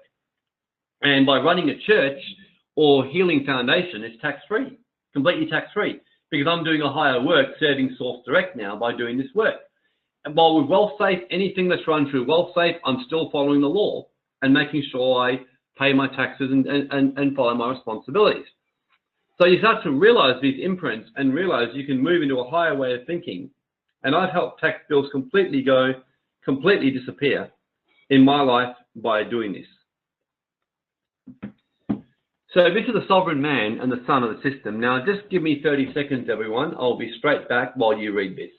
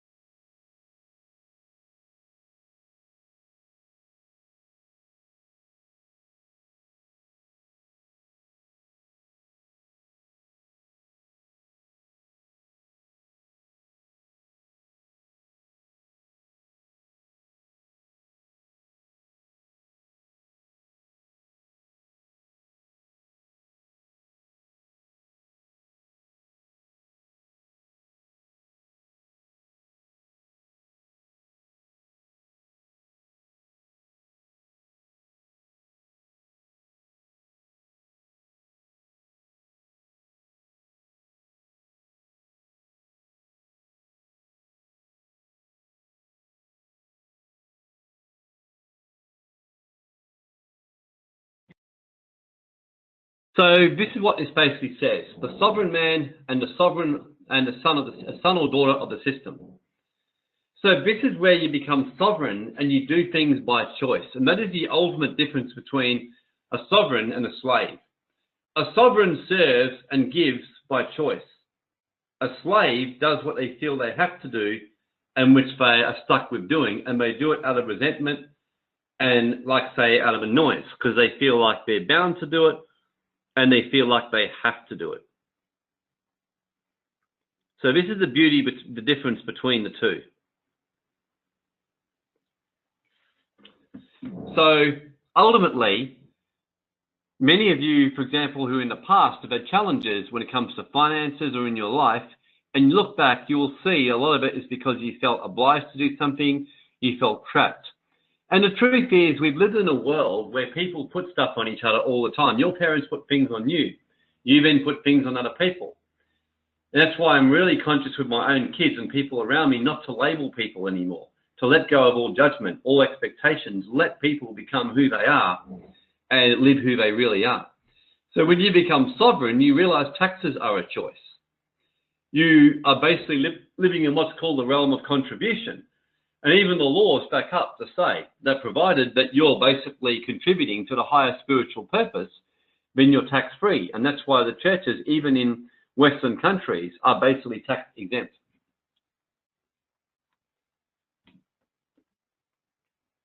So negative money experiences, we were taught investment blockages. We then focused on these, on speeding fines. Actually, before I do this, I'll go back to here. The thing that I taught about taxes that you may remember, which is, I forgot to share this, is that when you move into the realm of contribution, miraculously, it's like you start finding ways with taxes. Taxes, I believe, on a conscious level, when you look at the energetics behind it, is more about forced contribution because people are living in a selfish world or way of thinking and not contributing. The more people start to contribute, it's like miraculously they start to find answers and ways to basically legally minimize their taxes. So everything from negative money experiences, investment blockages, all this kind of stuff are basically a direct product of your consciousness and your way of thinking. Speeding fines as well. I can remember when I went through a very angry period towards government, I was attracting fines like you wouldn't believe, no matter what I did. Once I started doing clearing and changing my attitude towards government and seeing a purpose, I would just have things start happening to me. Like I would see cars flashing their lights at me, or I would just intuitively and instinctively slow down. Happened to me even the other day. I was driving and instinctively I just started slowing down. I didn't know why, I just did. And then I saw in a far, far distance, and keep in mind it was so far you couldn't actually see it. I saw a flash or sense of something, and I couldn't see what it was, but I just knew it was a cop. And I slowed down. And sure enough, there was about 3 or 4 of them there, pulling cars over everywhere for speeding. So as you start to clear your consciousness around it, I can remember one time when I got a few speeding fines in about 6 weeks. This was a few years ago now. I did some work on myself with someone else and discovered that in past lives, I still had some unresolved imprints from past lives around governments and it's situations where I've been given a hard time, which I then went ahead and cleared them with him. And after that, it just basically stopped happening and calmed right down. So speeding fines as well are a product of that. We went through negative entities and dark masters and spirits. And we looked at various different types of discarnates, beings who have passed over but haven't yet passed for their life review because of fear. They're still trapped in that unconscious realm, wandering around. So still basically wandering around, doing this stuff.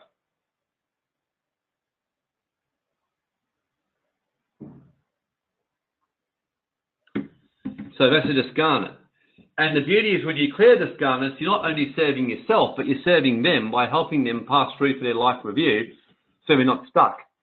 And I have obviously can't remember, I've never experienced that, but I can't think of anything worse than being trapped in a 4D realm without a body, going through all the same emotions and fears that you go through in this body, but without any way of being able to deal with them. So it's not surprising that discarnates are constantly leaching into people's energy fields to get life force. So what you're doing is you're helping them clear out of your energy field and releasing them to move through to their life review. Demons or evil spirits, which are basically former masters or conscious beings who've chosen to go on a self-serving path. So Max has been in that space after a massive DMT hit. Time warp, yeah, I've heard about them, Max. Apparently they're frightening as heck. I had a friend who took some psychedelics about 6 months ago, and he just said he was actually really scared. He was trapped in a time warp for a bit, and he honestly didn't think life would ever end. And so, yes, I've heard about that. So what it's like. So I imagine you probably felt the same thing. So negative entities. Yeah, Max, so terrifying. Stuck in looping dimensions for who knows how long and don't know if you'll be coming back. Yeah, it's what he said. So that's what discarnates go through. Negative entities. And basically, as well, just actually going back to that discarnates and that realm, yeah, I can remember I was taken into a deep state about 6 months ago myself, and I went so deep, I went into this state that's taught in Buddhism and Taoism as what's called non-dual suchness, where you completely leave these 24 dimensions of duality and you actually are in this realm where all you are is you're one with Source and you no longer feel like you exist anymore. And that's actually different. That's an amazing experience. I actually felt like I never needed to do anything ever again, but I just no longer was a separate being, but the whole universe and me were one. And that was quite a profound experience. So yeah, discarnates, demons or evil spirits, negative entities, and basically these are like cartels or groups. Spells, which are when people when you get hypnotically into a trance and doing something before you know it. That's basically a spell. Curses, which, like we said, can be either dark master or people putting on you. That's only the rare times. Most of the curses are actually just generally people's thoughts about you or things that you've taken on from the mass mind or people around you, or even competitors of your business who are wishing evil towards you, and you're doubting yourself, and then before you know it, you take on those beliefs. I can remember being at Raymond Grace's workshop, and he was testing me as to why my law firm 5 years ago was hitting some challenges, and it showed that my law firm, I had a competitor who were projecting, bad ill towards me. So we cleared them off me and put a shield around me, and straight away my law firm, I felt the whole energy change in my firm. Clients started coming back. So that's an example of curses, hexes, pacts, inner vows, outer vows, deserved and undeserved karma. So all these kind of things can impact your consciousness. So we looked at these things, pacts, vows that you make, like an inner vow, like I will never be healthy, or, I desire to be spiritual so I can never be rich, or I will never open my heart again because I don't want to get hurt, or I'll never take too big a risk in business because of this. Or I will be your soulmate forever, no matter what, and I'll always, be yours, that kind of thing.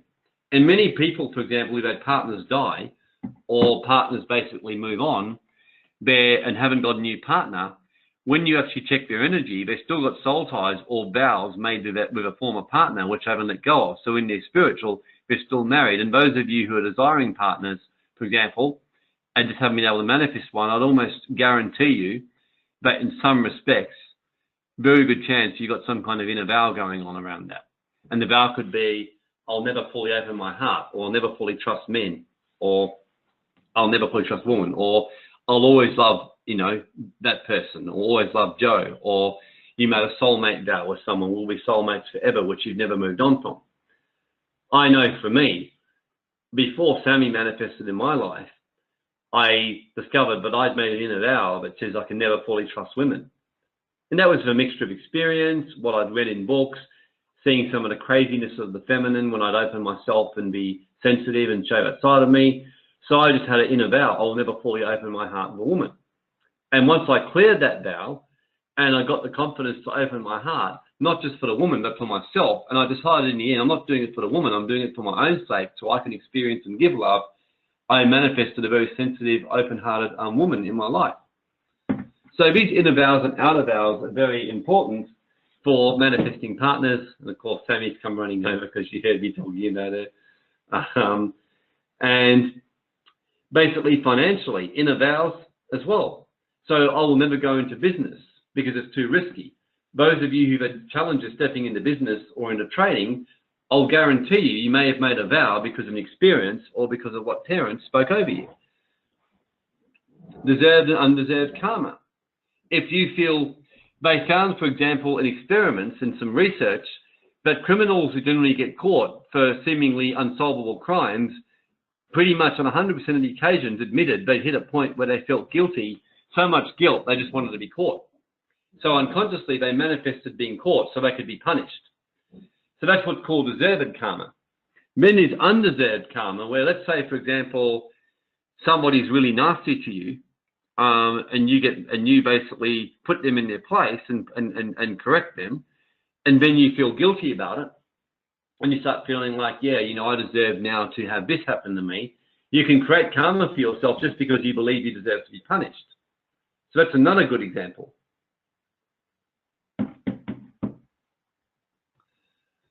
So I gave some examples of things that attract negative imprints around you, or money losses, all these kind of things. Negative words. Michelle, so sweet, you can say I long for something like that. Yeah, well, look, Michelle, basically, that, again, my guess is you probably got an inner vow in there somewhere. And with women, it can often be as simple as, I'll never find a man who can be strong but also be open in his heart, or I can't trust men, or basically men will always be weak around me. That's a common one I've heard from successful women, or men, I can't find a man strong enough to handle me. So yeah, it's creating a manifestation, Michelle, and just being aware of what actually comes up in you, because I'll guarantee you there's some kind of inner vow which you've made somewhere in that area. So all these things can attract it to you. All these things I've shown here can create auric attachments around money.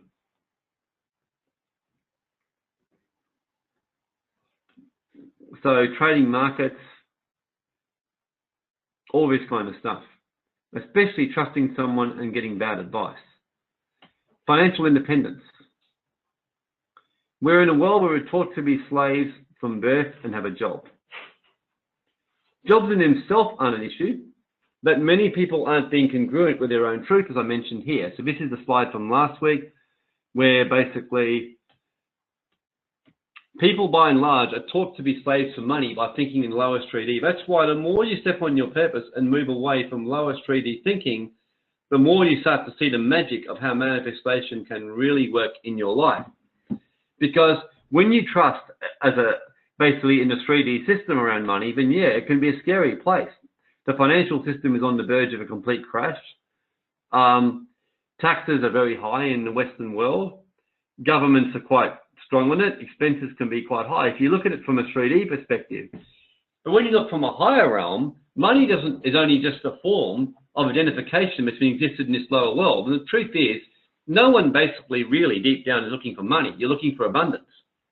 So having $10,000, well, I could give you 1,000,000 rupees, Indian rupees. That means nothing. It's actually only worth $100. So the point is, it's the abundance. And that's why when you look for 3D, out beyond the 3D and look into higher realms, just know that it's provided for you. And financial independence starts to come in when you start to live your own truth and be congruent with it. Because when you're not in alignment with your truth, energy stops flowing. And ultimately, there's nothing happening in your reality which you have not created and constructed yourself. Absolutely nothing. So once you accept self-responsibility for your whole hologram, you've mastered the first principle of becoming abundantly wealthy. You have the power to change it. So last week we did this exercise. Write down how your life would be different and what you would do if money was no longer an issue in your life. So just out of interest, who from that exercise now at least has a lot better of an idea of what you need to be moving towards in your life?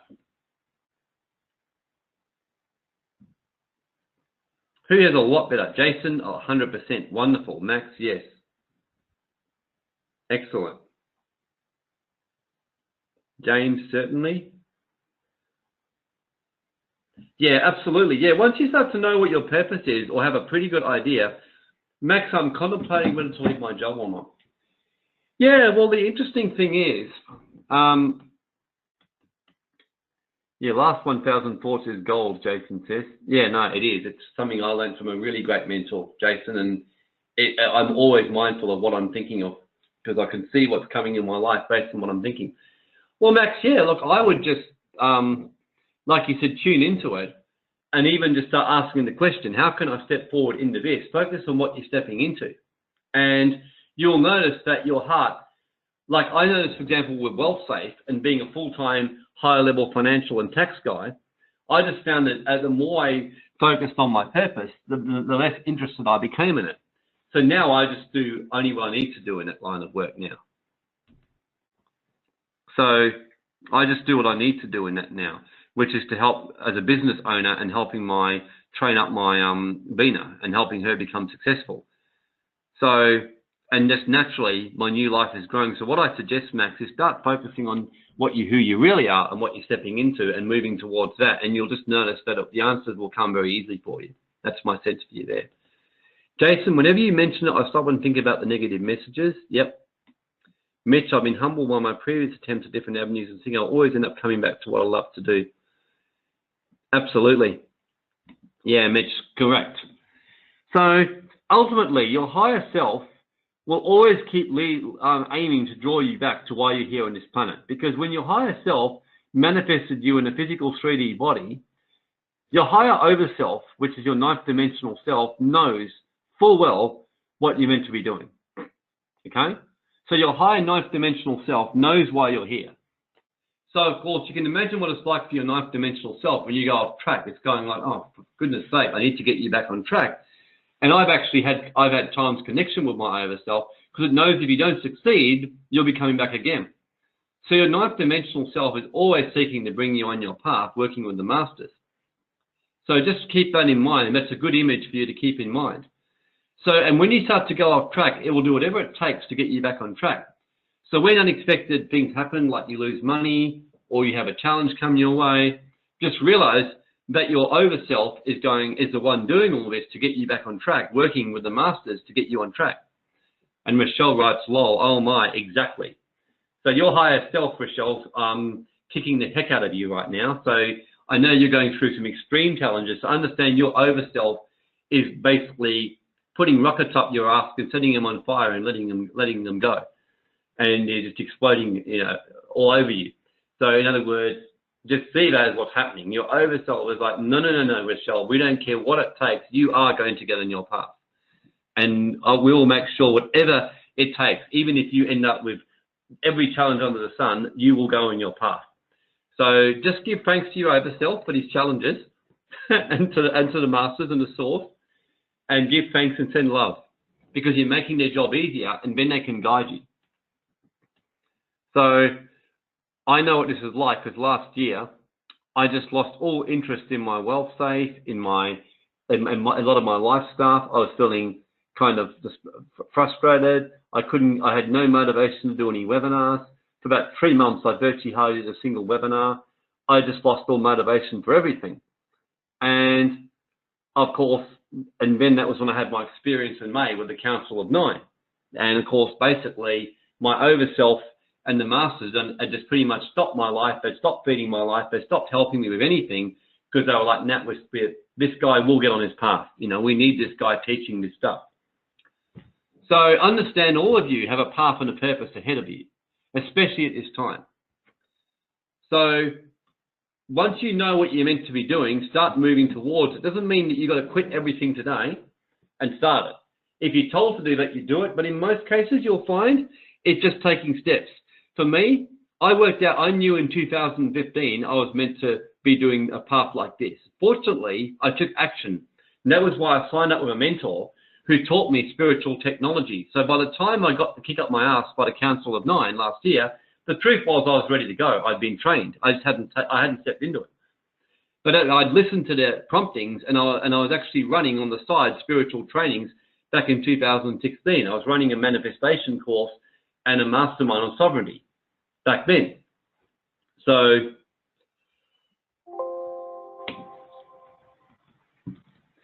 I mentioned here, this is why for many of you now, the next step is going to be to take some action. Because without mastery, there's no point.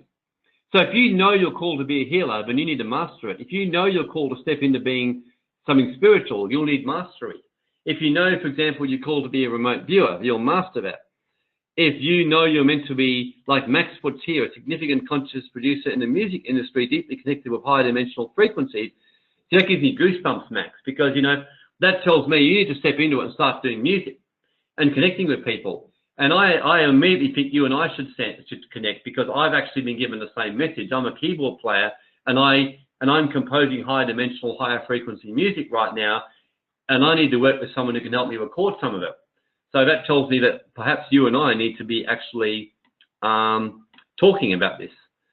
So this is what starts to happen. You name your intention. As soon as I read that, I got goosebumps and feel we need to talk more about that. So, and then you start to step into it. And the fact is, there's two musicians on this one here who've got a similar desire. So there's no coincidence, you know, that I'm being told to do this and start creating some higher level technology ascension music to activate people's financial consciousness. Steve Plummer actually told me this the other week. You need to start doing that, Warren, and give some free music away. And then some of my courses that people, you know, pay for might even start getting that. But I've been getting constant messages about music for about 2 months now. So it's very important to basically do that. Rob asks, is it common to experience challenges prior to experience your manifestation? That's an understatement, Rob, because basically, yeah, absolutely it is, because what's happening is your higher mind is working to remove the blocks out of the way. So you might create a manifestation, for example. Let's say it was to make 20,000 a month, and you've never made more than 5 grand a month. Well, obviously your consciousness needs a royal boot up the arse, and you need to shift some stuff and negative mentalities and beliefs about yourself, or laziness, or whatever it is you need to deal with. So your higher self will just absolutely hammer you to basically get you dealing with the mindset and the apathy and whatever's going on.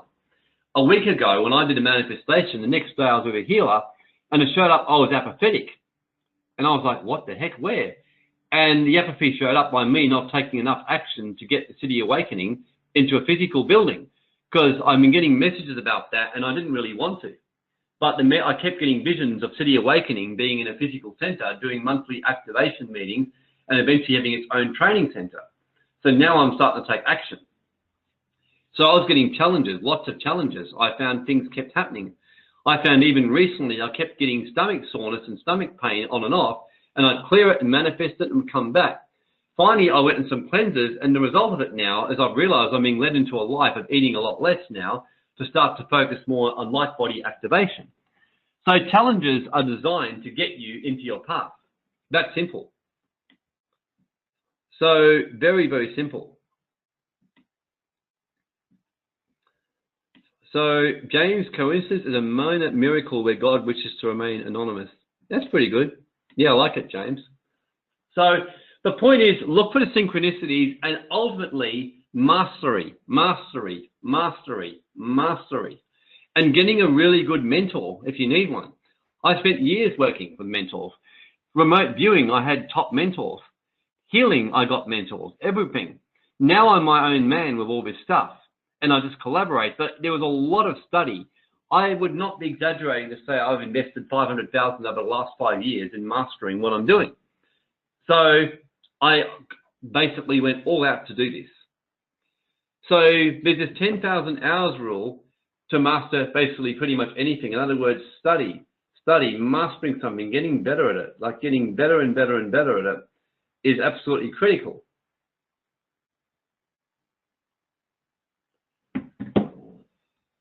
You need a clear mind and an ability to attract the right investment. So I mentioned here about due diligence, learning your investment personality.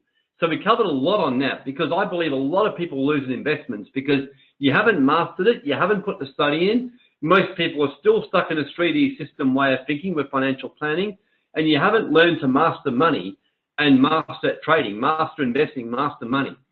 So those of you having financial challenges, you need to master money as well and put some work into that.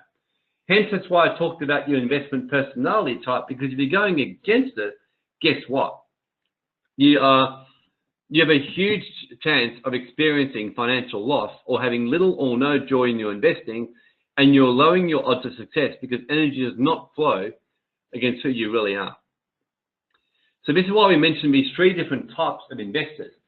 So I spent a lot of time mastering money, mastering how to do webinars, as an example. I spent a lot of money learning how to master a webinar formula to become successful in webinars. I spent a lot to master tax and financial stuff. I spent a lot of money going to international sovereignty and gold conferences to learn this stuff and master it, and learn to get mastery of health. So if you're having financial trouble or problems or challenges or desire to move to the next level, there's a good chance that you've got to actually do some mastery around that and around consciousness work. And that's why I'm putting so much time and effort and energy on that and mastering that. Who here knows and excited about the possibility of learning more about mastering financial stuff out of curiosity? Who here gets kind of excited by that and financial and any form of consciousness work? Excellent. It's great to learn this stuff and master all areas of life in this.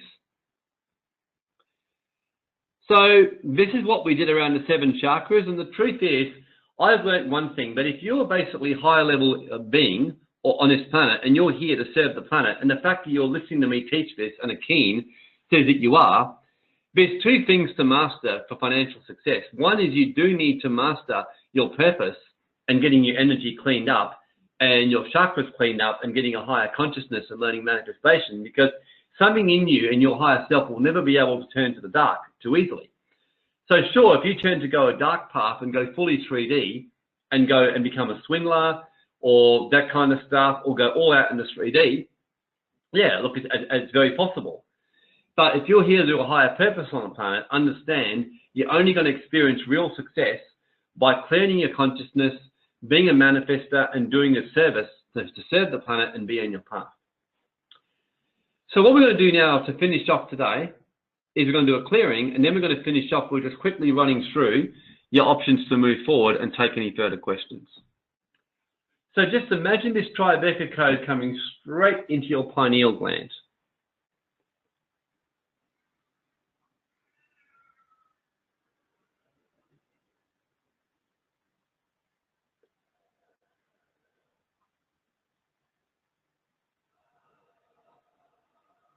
And just breathe it in for 4, and hold for 4, and close for 4. Or sorry, and out for 8.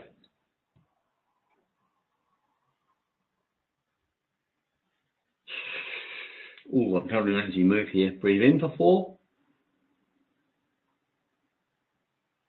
Hold for 4. And out for 8.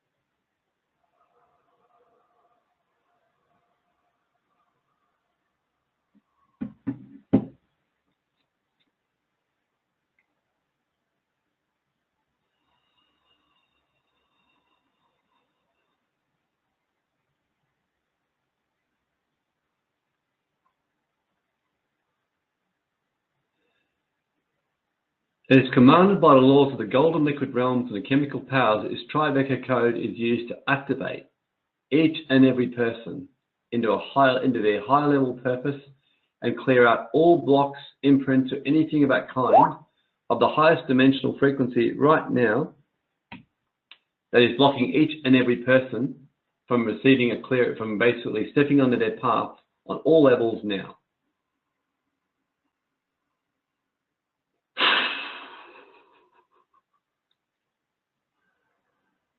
Aham Brahmasmi, Elijah Tef Ta Asia in Tadoi. I am this I am. Receive a full clearing of the source of anything blocking you from fully stepping into your path now.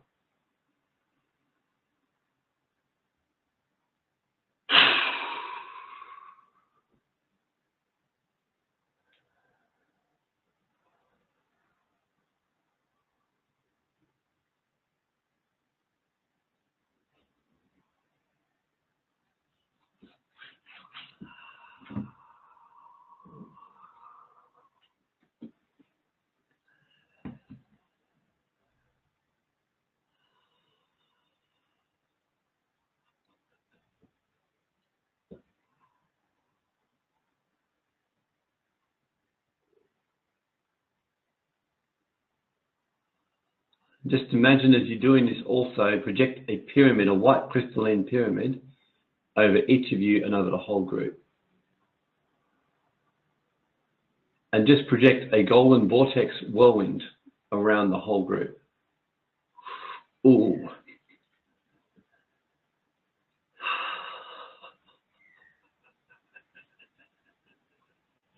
Ooh, major shift in energy happening here.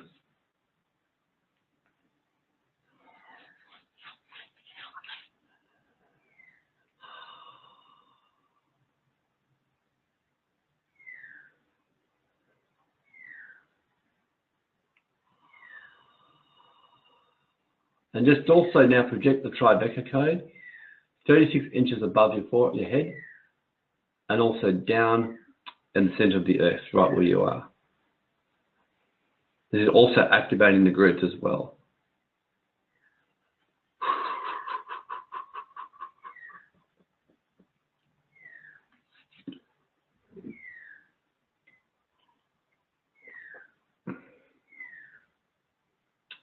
And when you feel the clearing still going, just let it keep going. For those of you who feel it's finished, just take a sip of water, integrate for 30 seconds, and then just type a Y in the text chat when you feel it's finished for you.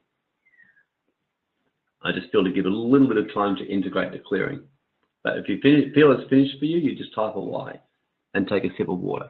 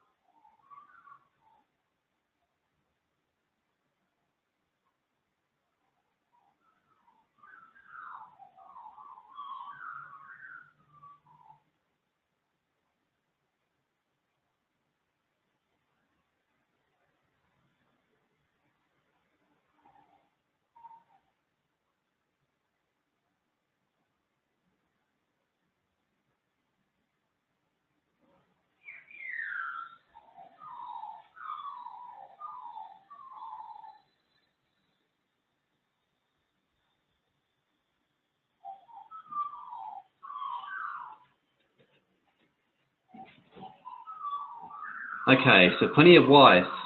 So just share your experiences in the chat as we're winding up right now. And then I'm just going to quickly share to finish up. So while you're sharing your experiences, I'm just going to share moving forward. Jennifer, beautiful words in the distance. Yeah, just outside my room. Absolute calm and tears for James McGow. Jason T, as soon as you mentioned the vortex, I went lightheaded. Oh yeah, look, I agree, Jason, because what we did was we completed the full what's called protection or dome. So once there was a vortex and a pyramid, there was like a dome over the whole group, which means no energies of lower vibrations could stay present. Christine, there was a lot of pressure in third eye. Yeah, well, you're awakening, Christine. Don't be surprised if you start seeing more visions or energy shortly, especially working with grace. Just don't be surprised. Max, beautiful opening between heaven, earth and heaven, all the way down, clear peace. Yeah, well, if you're getting that opening between earth and above your head, that means you're opening up your central, what's called vertical channel to the alliance, Max. So that's fantastic. Mitchell felt the pyramid, huge rush of energy flooded my body. Nolene, the Tribeca code got stuck in Mother Earth. Yeah, obviously activating. Rochelle, feel that among the group. Nice to have that visual. Nolene, a bunch of clearing there. Yeah, absolutely.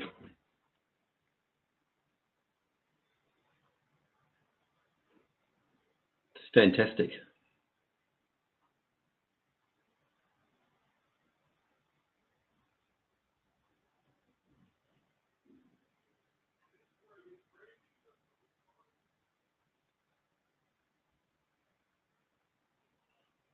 So excellent.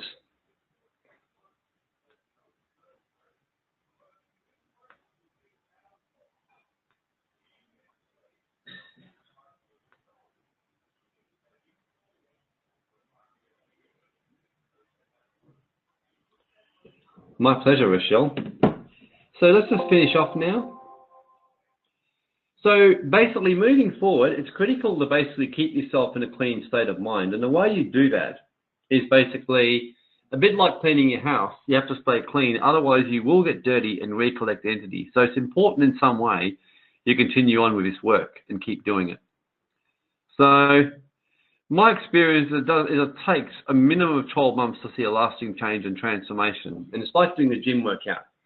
A 3-month personal training program will get some good results for you, but that will go fast, as you know. And if basically you even don't do anything, and I found this out 20 odd years ago, I actually did a 3-month program with a guy who'd actually been runner-up in Australia's Mr. Universe. 3 months later, I looked amazing. I then stopped doing it. 3 months later, I almost looked like I did before, with only a little bit of extra benefit. So as well as a 12-month program and then ongoing maintenance, we'll see lasting changes in your body, and all you have to do is maintain it. And then similar to this, once you master manifestation, a bit like riding a bike, all you then have to do is just basically maintain it. So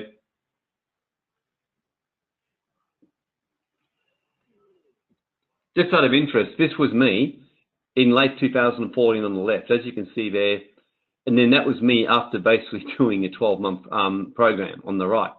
That was the difference. So just simply by doing a 12-month, basically by not doing workouts and just kind of thinking I'll be okay, and been doing regular exercise, looking after my skin, changing my diet, that was the difference. So it's pretty similar to how spiritual transformation works. So look, for some of you are going to move on. Some of you, this is really enabling you to basically continue to work with us. So there's various options, and what I will recommend with this is I just do a call with those of you who are keen, because you've got various options. For some, what we're going to be launching is this new membership site that will give access to other trainings. We will continue to do free webinars from time to time. So we'll continue to do free ones from time to time. And basically, for some other ones of you, basically it's watching the free or becoming part of the membership site. We also run other courses. And as you know, tomorrow we're running the remote viewing webinar. So I don't know if you've seen the free webinar, but I strongly recommend you come to our free webinar tomorrow, because I'm going to be sharing a lot about remote viewing tomorrow, a very specific webinar, where we'll be actually going through the technology, the background with the government. You'll be learning a lot about how remote viewing actually works and some of the findings and trainings on consciousness. So James is registered, great. So yeah, I'd strongly recommend that basically all of you, if you can, who haven't seen this before, come along to this, because it will really be like, in a way, a continuing on of the training. So when we do courses, we do look after people who are obviously VIPs. So we're doing that tomorrow. We'll be announcing a life purpose course very shortly as well.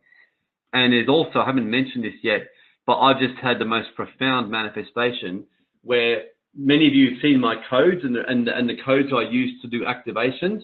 The lady who's the master who designs the codes, she basically, the lady who designs these codes, she has got a special code which she's never revealed to anyone on Enoch and DNA ascension activation that has been getting extraordinary results, but she has never given away to anyone. She only uses it on herself and a couple of others. She's giving me the code to use for all of you, to those of you.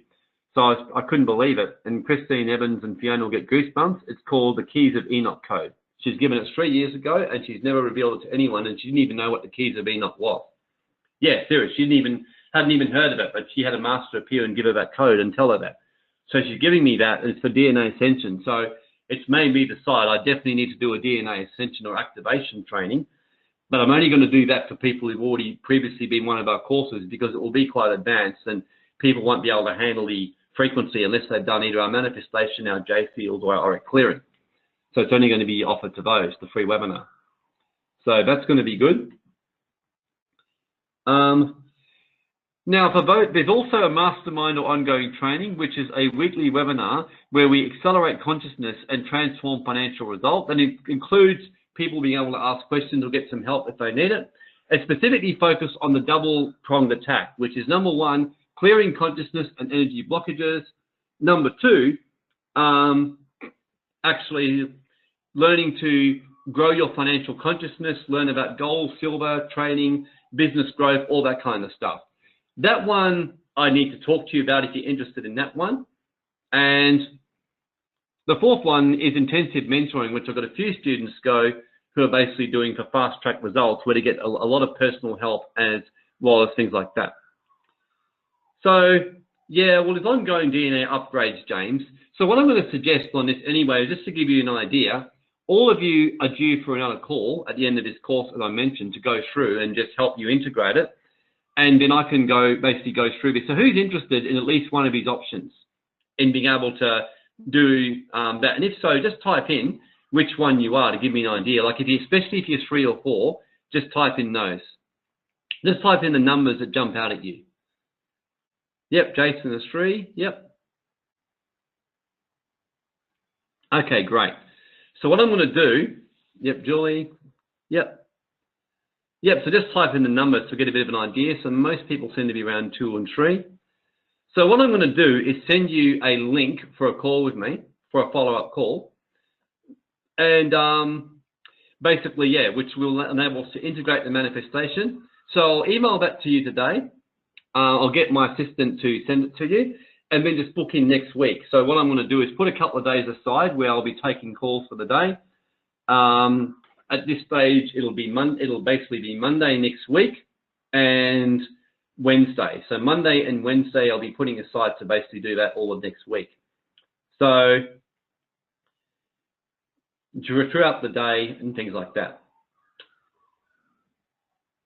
So let me just, in fact, just let me put my,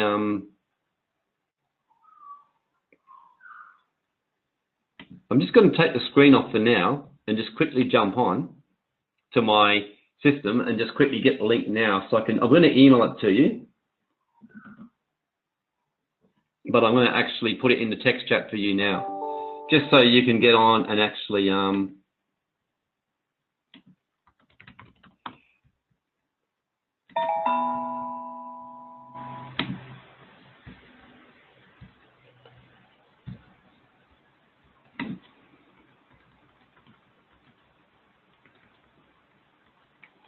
okay, so I'm going to put it in here. So that's the link you can go on and click on that one. And what I've done is I've freed up my calendar. So it's pretty much going to make it clear. So throughout the day. So it's going to be basically, pretty much I've left all day Wednesday clear for meetings on that day. So Wednesday and also next Monday from around about 1 o'clock, about 1:30 Eastern Standard Time onwards is going to be clear. And depending if anyone else can't meet any of those 2 days, just let me know. And we'll try and fit in to basically make it happen for you. Okay, any more final questions before we finish up?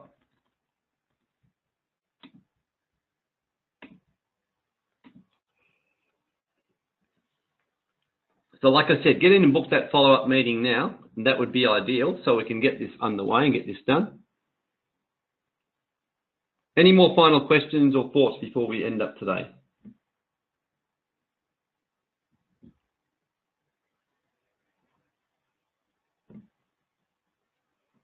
Everyone's saying thank you. Well, thank you, everyone. You've been an amazing group, and I'm looking forward to working with all of you in some capacity moving forward. And in fact, what I'm also going to do is, for those of you who would like to do the follow-up call this week as well, because I've actually realized I've actually got some space available today as well to do call. I mean, not today, but tomorrow. So who's interested tomorrow in doing it?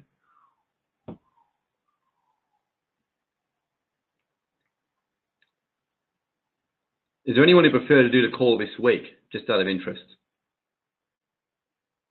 Yep, so what I'm going to do is I'm going to actually free up tomorrow. So those of you who can, yeah, look, book in for tomorrow would be really good, actually. Yep, Monday's best, yep. And look, what I also would love is a testimonial as well. So what would be fantastic is if those of you who've really got benefits from this course, I'd love to get a testimonial from you. So would you, for those of you who'd be open, that would be really fantastic to just give us a testimonial, and even a Google review would be even better as well. But certainly testimonial to start off with. So who's happy to do that?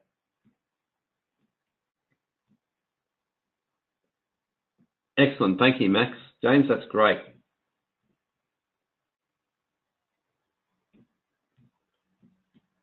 Brilliant. Yep. Okay, so great. So tomorrow, yep, so I've got some times free tomorrow. So just so you know, I've got times tomorrow free. Yeah, basically between 3 o'clock Eastern Standard Time and around about 6 o'clock. I've got the slot free then. So that's perfect.